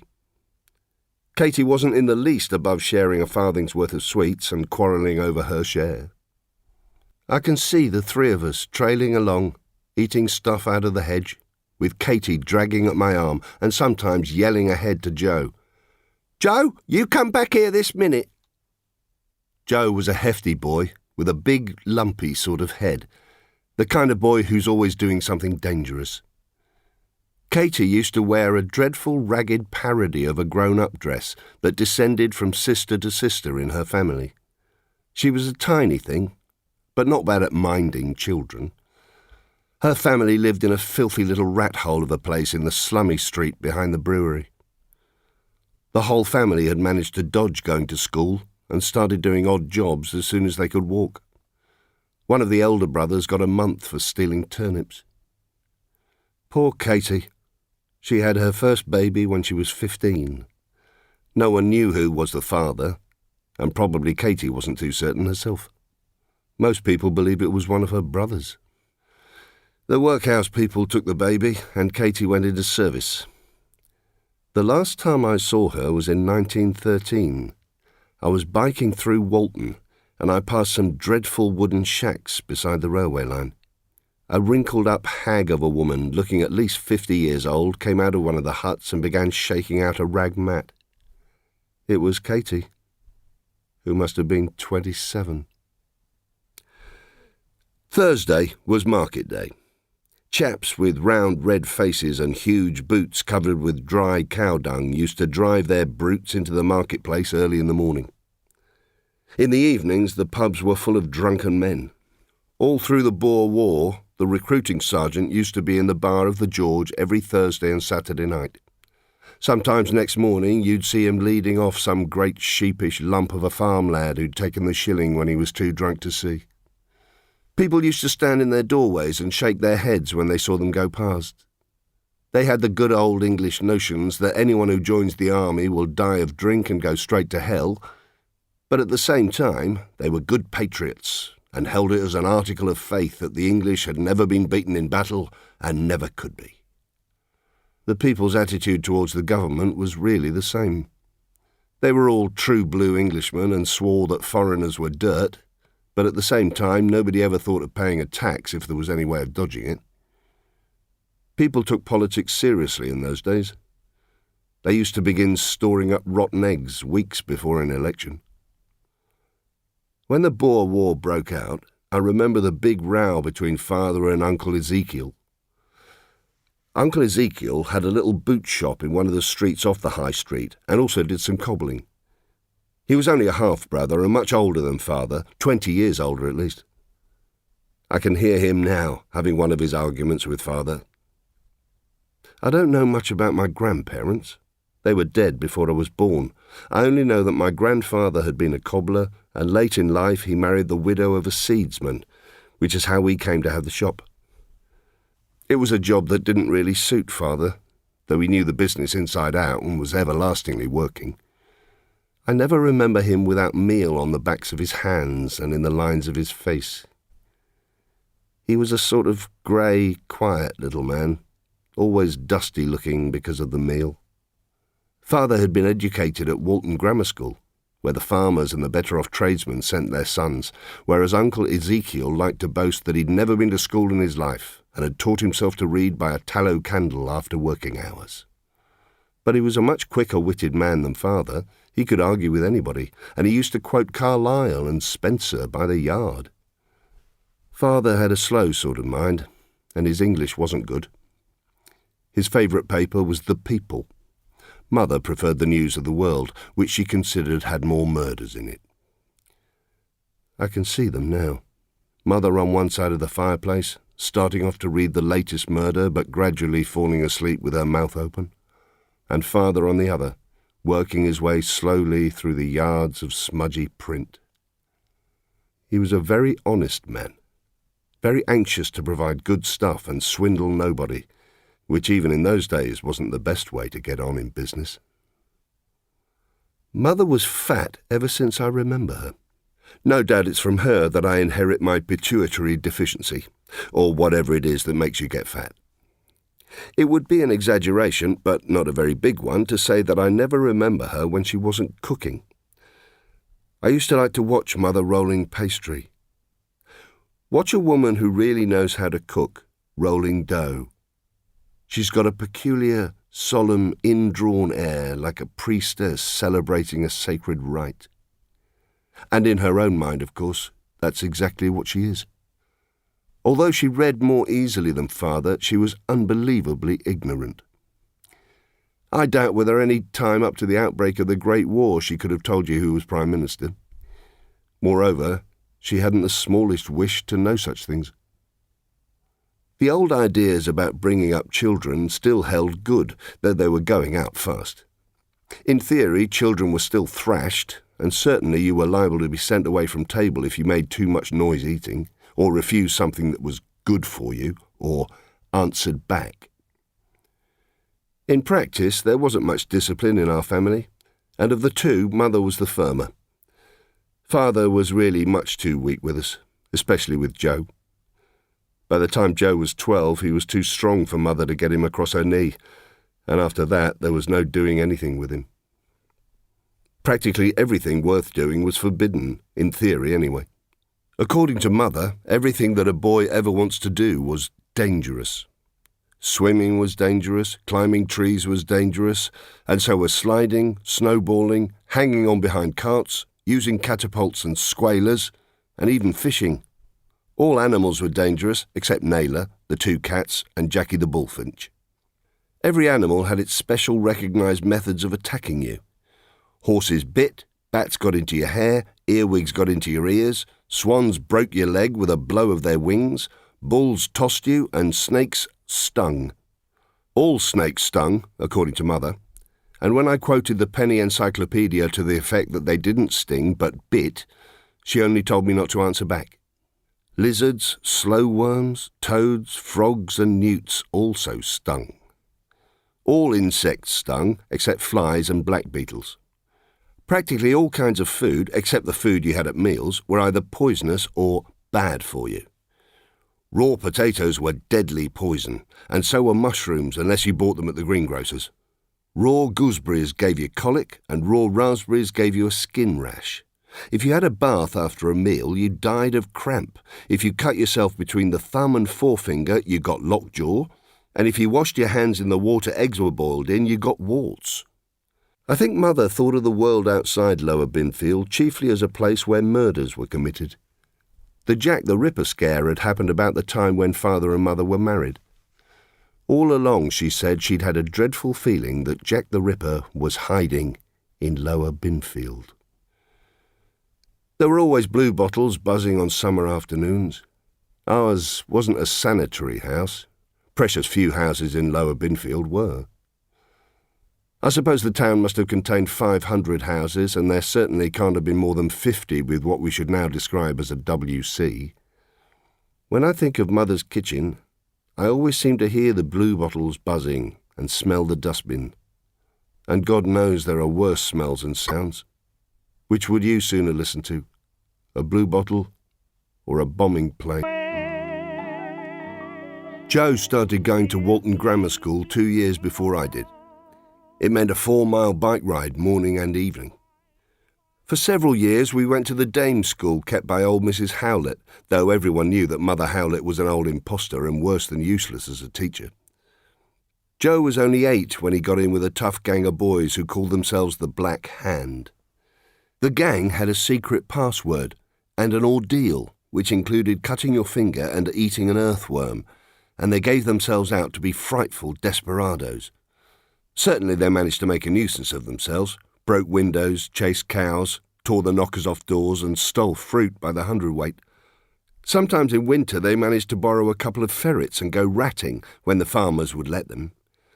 They all had catapults and squalers, and they were always saving up to buy a saloon pistol, which in those days cost 5 shillings, but the savings never amounted to more than about 3d. In summer they used to go fishing and bird nesting. When Joe was at Mrs. Howlett's, he used to cut school at least once a week, and even at the grammar school he managed it about once a fortnight. There was a boy at the grammar school, an auctioneer's son, who could copy any handwriting, and for a penny he'd forge a letter from your mother saying you'd been ill yesterday. Of course, I was wild to join the Black Hand, but Joe always choked me off and said they didn't want any blasted kids hanging round. Mother was always terrified of letting us go anywhere near water, but the thought of fishing sent me wild with excitement. One morning I knew that Joe was going to cut school and go out fishing, and I made up my mind to follow. In some way, Joe guessed what I was thinking about, and he started on me while we were dressing. "Don't you get thinking you're coming with the gang today. We don't want any bloody kids along." Joe had learned the word bloody and was always using it. Father overheard him once and swore that he'd thrash the life out of Joe, but as usual, he didn't do so. After breakfast, Joe started off on his bike, and when it was time for me to leave for Mother Howlett's, I sneaked off and hid in the lane behind the allotments. I knew the gang were going to the pond at the mill farm, and I was going to follow them if they murdered me for it. I was 8 years old, and all round me it was early summer, with great tangled hedges where the wild roses were still in bloom. and I didn't give a damn for any of it. All I was thinking of was the green pool and the gangs with their hooks and lines and bread paste. Presently, I managed to sneak up on them. Joe turned and saw me. "Christ," he said, "it's the kid. Now then, you, what did I tell you? You get back home double quick." "I'm not going back home." "Yes, you are." Presently he began screwing my ears, which was his favourite torture. I was blubbing by this time, but still I wouldn't give in. And suddenly the others swung round in my favour and told Joe to get up off my chest and let me stay if I wanted to. The farmhouse was only about 200 yards away, and you had to keep out of sight because old Brewer was very down on fishing. The others wouldn't let me sit beside them and sent me to a rotten part of the pool, a part where no fish would ordinarily come. Still, I was fishing at last. I was sitting on the grass bank with the rod in my hands, and I was happy as a tinker, although the tear marks mixed up with dirt were still all over my face. The fish weren't biting. The others kept shouting that they'd got a nibble, but it was always a lie. I suppose we must have been there about 2 hours when suddenly my float gave a quiver. The next moment there wasn't any doubt about it. Christ, that feeling! The line jerking and straining and a fish on the other end of it. The others saw my rod bending and the next moment they'd all rushed round to me. I gave a terrific haul and the fish came flying up through the air. The same moment all of us gave a yell of agony.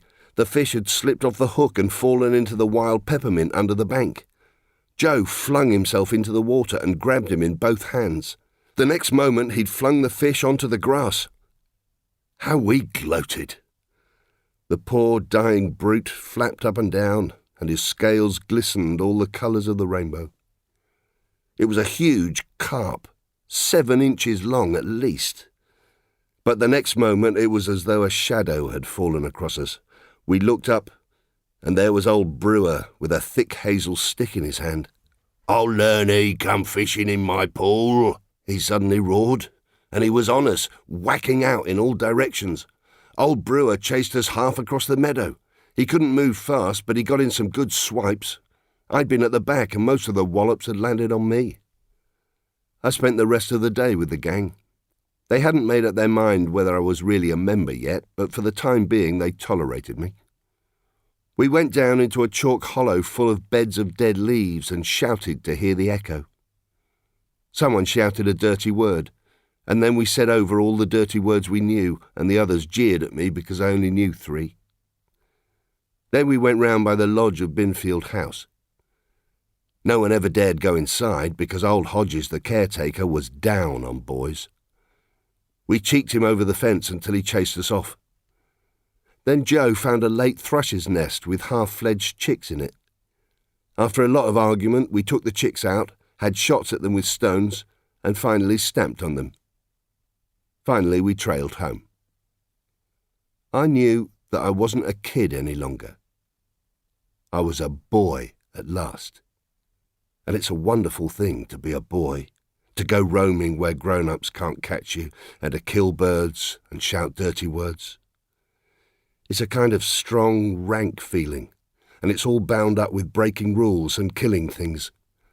The smell of wild peppermint, the dirty words, the sour stink of the rubbish dump, the feel of the fish straining on the line.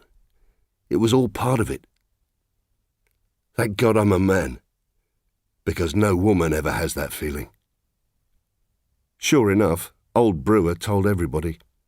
Father fetched a strap and said he was going to thrash the life out of Joe. But Joe struggled and kicked, and in the end Father didn't get in more than a couple of whacks at him. I tried to struggle too, but I was small enough for Mother to get me across her knee. Next day, the gang decided that I wasn't really a member yet. Moreover, they all made out afterwards that the fish I'd caught wasn't really a big one. But it didn't matter. I'd been fishing, and they couldn't take that away from me. For the next 7 years, from when I was 8 to when I was 15, what I chiefly remember is fishing. Don't think I did nothing else. I left Mother Howlett's and went to the grammar school, but to my surprise I did rather well. It had never occurred to me that I might be cleverer than Joe, who had bullied me ever since he could walk. Actually, Joe was an utter dunce and stayed somewhere near the bottom of the school till he was 16. My second term I took a prize in arithmetic and another in some queer stuff that went by the name of science. I did all the things you do at school. I carved my name on a desk, and I bit my nails and played conkers and passed round dirty stories and learned to masturbate and bullied the life out of little Willie Simeon, the undertaker's son, who was half-witted and believed everything you told him. Our favourite trick was to send him to shops to buy things that didn't exist. All the old gags, the ha'porth of penny stamps, the rubber hammer, the left-handed screwdriver, the pot of striped paint. Poor Willie fell for all of them. We had grand sport one afternoon, putting him in a tub and telling him to lift himself up by the handles. He ended up in an asylum, poor Willie. But it was in the holidays that one really lived. There were good things to do in those days. We were cruel little beasts, and we used to catch toads, ram the nozzle of a bicycle pump up their backsides and blow them up till they burst. That's what boys are like. I don't know why. Of course, other things were happening. I grew 3 inches in a year, got my long trousers, took to reading, and had crazes for white mice and postage stamps. But it's always fishing that I remember. Summer days and the pools underneath like a kind of deep green glass. And it's not that I'm trying to put across any of that poetry of childhood stuff. Killing things. That's about as near to poetry as a boy gets. And yet all the while there's a power of longing for things as you can't long when you're grown up. Unlike many people, I've no wish to be young again. I don't care if I never see a cricket ball again. But I am sentimental about my childhood. Not my own particular childhood, but the civilization which I grew up in and which is now just about at its last kick. The very idea of sitting all day under a willow tree beside a quiet pool belongs to the time before the war, before the radio, before aeroplanes, before Hitler. Does anyone go fishing nowadays, I wonder? Anywhere within 100 miles of London there are no fish left to catch. Now all the ponds are drained, and when the streams aren't poisoned with chemicals from factories, they're full of rusty tins and motorbike tyres. When I was about 14, Father did a good turn of some kind to old Hodges. The next Saturday afternoon I biked up to Binfield House. I dug out old Hodges and got him to show me the way down to the pool. It was a good-sized pool, almost a lake. You felt as much alone as if you'd been on the banks of the Amazon, ringed completely round by the enormous beech trees. On the other side there was a hollow with beds of wild peppermint, and up at one end an old wooden boathouse was rotting among the bulrushes. The pool was swarming with bream. There were pike there too, and yet in the 2 years or so that I went fishing there, how many times did I really go? Not more than a dozen. One afternoon I began to explore at the end of the pool farthest from Binfield House. You had to fight your way through a sort of jungle of blackberry bushes. I struggled through, and then suddenly I came to another pool, which I had never known existed. It was a small pool, but it was very clear water and immensely deep. And then I saw something that almost made me jump out of my skin. It was an enormous fish, almost the length of my arm. I felt as if a sword had gone through me. In a moment, another huge, thick shape glided through the water, and then another, and then 2 more close together. They were carp, I suppose. I knew what had happened. A pool gets forgotten somehow. Nobody fishes in it for decades, and the fish grow to monstrous sizes. And not a soul in the world knew about them, except me. It was a wonderful secret for a boy to have. There was the dark pool and the monstrous fish sailing round it, fish that had never been fished for. I'd buy the tackle that would hold them if I had to steal the money out of the till. The very next Saturday afternoon I'd come back and try for them. But as it happened, I never went back. I never stole the money out of the till or had a try for those carp. I know, of course, that you think I'm exaggerating about the size of those fish. But it isn't so. I tell you, they were enormous. It was late in 1912 that I first met Elsie Waters. Elsie was tall for a girl, with pale gold, heavy kind of hair and a delicate, curiously gentle face. She worked at Lillywhite's, the drapers. I suppose she would have been 2 years older than I was. I'm grateful to Elsie because she was the first person who taught me to care about an individual woman. I hardly noticed her, and then one day I went into Lillywhite's during working hours. As soon as you saw her, you knew that you could take her in your arms. She was very submissive, the kind that would always do what a man told her, though she wasn't either small or weak. There was a footpath under the boughs that was known as Lover's Lane. We used to go there on the May evenings when the chestnuts were in blossom, the air brushing against your face like silk. The stillness, the green water, the rushing of the weir. It'll never come again, the feeling of not being in a hurry and not being frightened. It wasn't till late summer that we began what's called living together.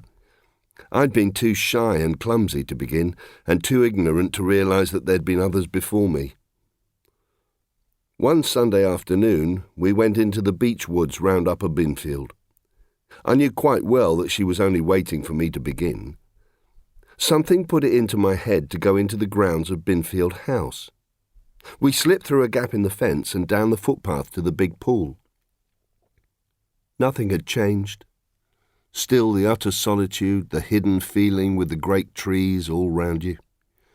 I'd kissed her God knows how many times and wanted to take the plunge, only I was half frightened. And curiously enough, there was another thought in my mind. Now I was so near, it seemed a pity not to go down to the other pool and have a look at the big carp. I actually started wandering along the bank in that direction, and then I turned back. I wanted Elsie very badly. She was lying on the grass with her arm over her face, and she looked kind of yielding, as though her body was a kind of malleable stuff that you could do what you liked with. Suddenly I stopped being frightened. I knelt down and took hold of her. I can smell the wild peppermint yet. It was my first time, but it wasn't hers, and we didn't make such a mess of it as you might expect. So that was that. The big carp faded out of my mind again, and in fact for years afterwards I hardly thought about them. The spring of 1914. First the blackthorn, then the hawthorn, then the chestnuts in blossom. The path under the chestnut trees and Elsie's body against me. It's quite true that if you look back on any special period of time, you tend to remember the pleasant bits. But it's also true that people then had something that we haven't got now. It was simply that they didn't think of the future as something to be terrified of. It isn't that life was softer then than now. Actually, it was harsher.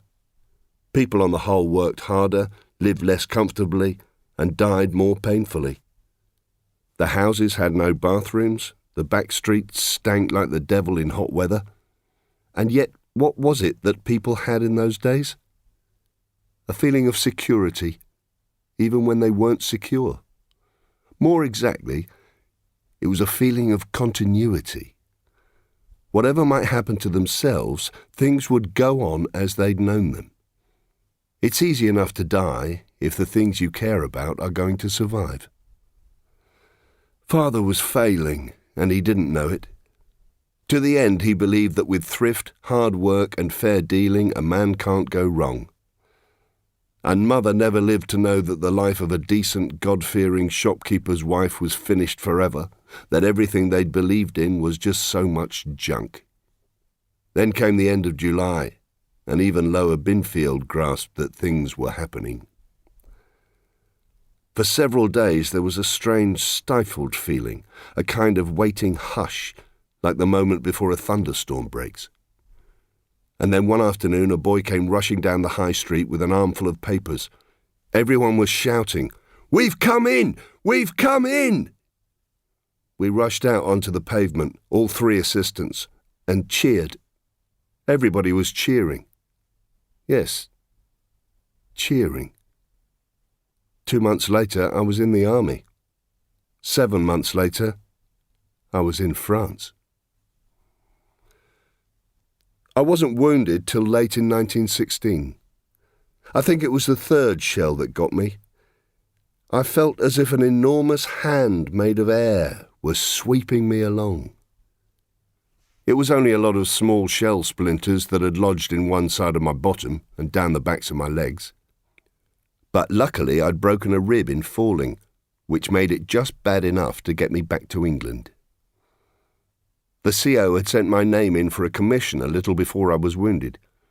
I went straight from the hospital to an officers' training camp near Colchester.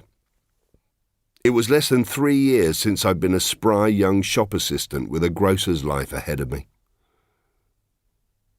Father died in 1915. I was in France at the time. I don't exaggerate when I say that Father's death hurts me more now than it did then. At the time, it was just a bit of bad news, which I accepted almost without interest, in the sort of empty-headed, apathetic way in which one accepted everything in the trenches. In the old days, with Father dead and Mother with £200 in the world, you'd have seen stretching out in front of you a kind of 15-act tragedy. But now, the war and the feeling of not being one's own master overshadowed everything. She came across to see me in the hospital at Eastbourne. It was over 2 years since I'd seen her, and she seemed to have faded and somehow to have shrunken. I'd known her as a great, splendid, protecting kind of creature. And after all, she was only a little old woman in a black dress. That was the last time I saw her alive. Well, we buried her next to Father, and that was my last glimpse of Lower Binfield. Nearly all the men I'd known as boys were gone, and some of them were dead. I saw all the changes, and yet it was as though I didn't see them. My mind was on other things, chiefly the pleasure of being seen in my second Lutz uniform, with my new whipcord breeches. I distinctly remember that I was still thinking about those whipcord breeches when we stood at the graveside. Don't think I didn't feel for Mother's death. I did. But the thing I didn't care a damn about was the passing away of the old life I'd known. We drove past the shop. It was shut up, and the window pane was black with dust. Father, Mother, Joe, old Naylor the terrier, all gone. And I didn't care a damn. Also, I was thanking God that I hadn't happened to run into Elsie. The war did extraordinary things to people. It was like a great flood rushing you along to death, and suddenly it would shoot you up some backwater where you'd find yourself doing incredible and pointless things. This was what happened to myself, or very likely I wouldn't be here. As soon as the OC of the training camp heard that I knew something about the grocery trade, I didn't let on that I'd actually been behind the counter, he told me to send my name in to act as some kind of secretary to Sir Joseph Cheam, who was a big noise in the ASC. 3 days later, I was saluting in Sir Joseph's office. He was a lean, upright, rather handsome old boy. In private life, he was chairman of one of the big chain groceries. He stopped writing as I came in and looked me over. "You a gentleman?" "No, sir." "Good. Then perhaps we'll get some work done." In about 3 minutes, he'd wormed out of me that I had no secretarial experience, couldn't use a typewriter, and had worked in a grocery at 28 shillings a week. However, he said that I do. There were too many gentlemen in this damned army, and he'd been looking for somebody who could count beyond 10. Just at this moment, the mysterious powers that seemed to be running the war drove us apart again. There was some vague idea of establishing dumps of rations and other stores at various points along the coast. Sir Joseph was supposed to be responsible for the dumps in the southwest corner of England. The day after I joined his office, he sent me down to check over the stores at a place called 12 Mile Dump on the North Cornish coast. I'd just got there and discovered that the stores consisted of a mere 11 tins of bully beef when a wire arrived from the War Office telling me to take charge of the stores at 12 Mile Dump. I wired back, "No stores at 12 Mile Dump." Too late. I remained guarding those 11 tins of bully beef from halfway through 1917 to the beginning of 1919. Once a month, they sent me an enormous official form. I just entered nil against everything and sent the form back. Meanwhile, I was doing something I'd never before had the chance to do as a full-time job. Reading. The only books I'd ever voluntarily read were detective stories and once in a way a smutty sex book. But there I was, in a job where there was less than nothing to do, and a whole row of books staring at me in the face. These books I'm speaking of weren't in the least highbrow. But now and again it so happens that you strike a book which is exactly at the mental level you've reached at the moment, so much so that it seems to have been written especially for you. One of them was H.G. Wells's The History of Mr. Polly. Books like that started you thinking. Well, for several months I had an appetite for books that was almost like physical thirst. Wells, Conrad, Kipling, Galsworthy, O. Henry. I just revelled in them. I got a lot of kick out of Oscar Wilde's Dorian Gray. I even had a go at Ibsen, who left me with a vague impression that in Norway it's always raining. Even at the time it struck me as queer.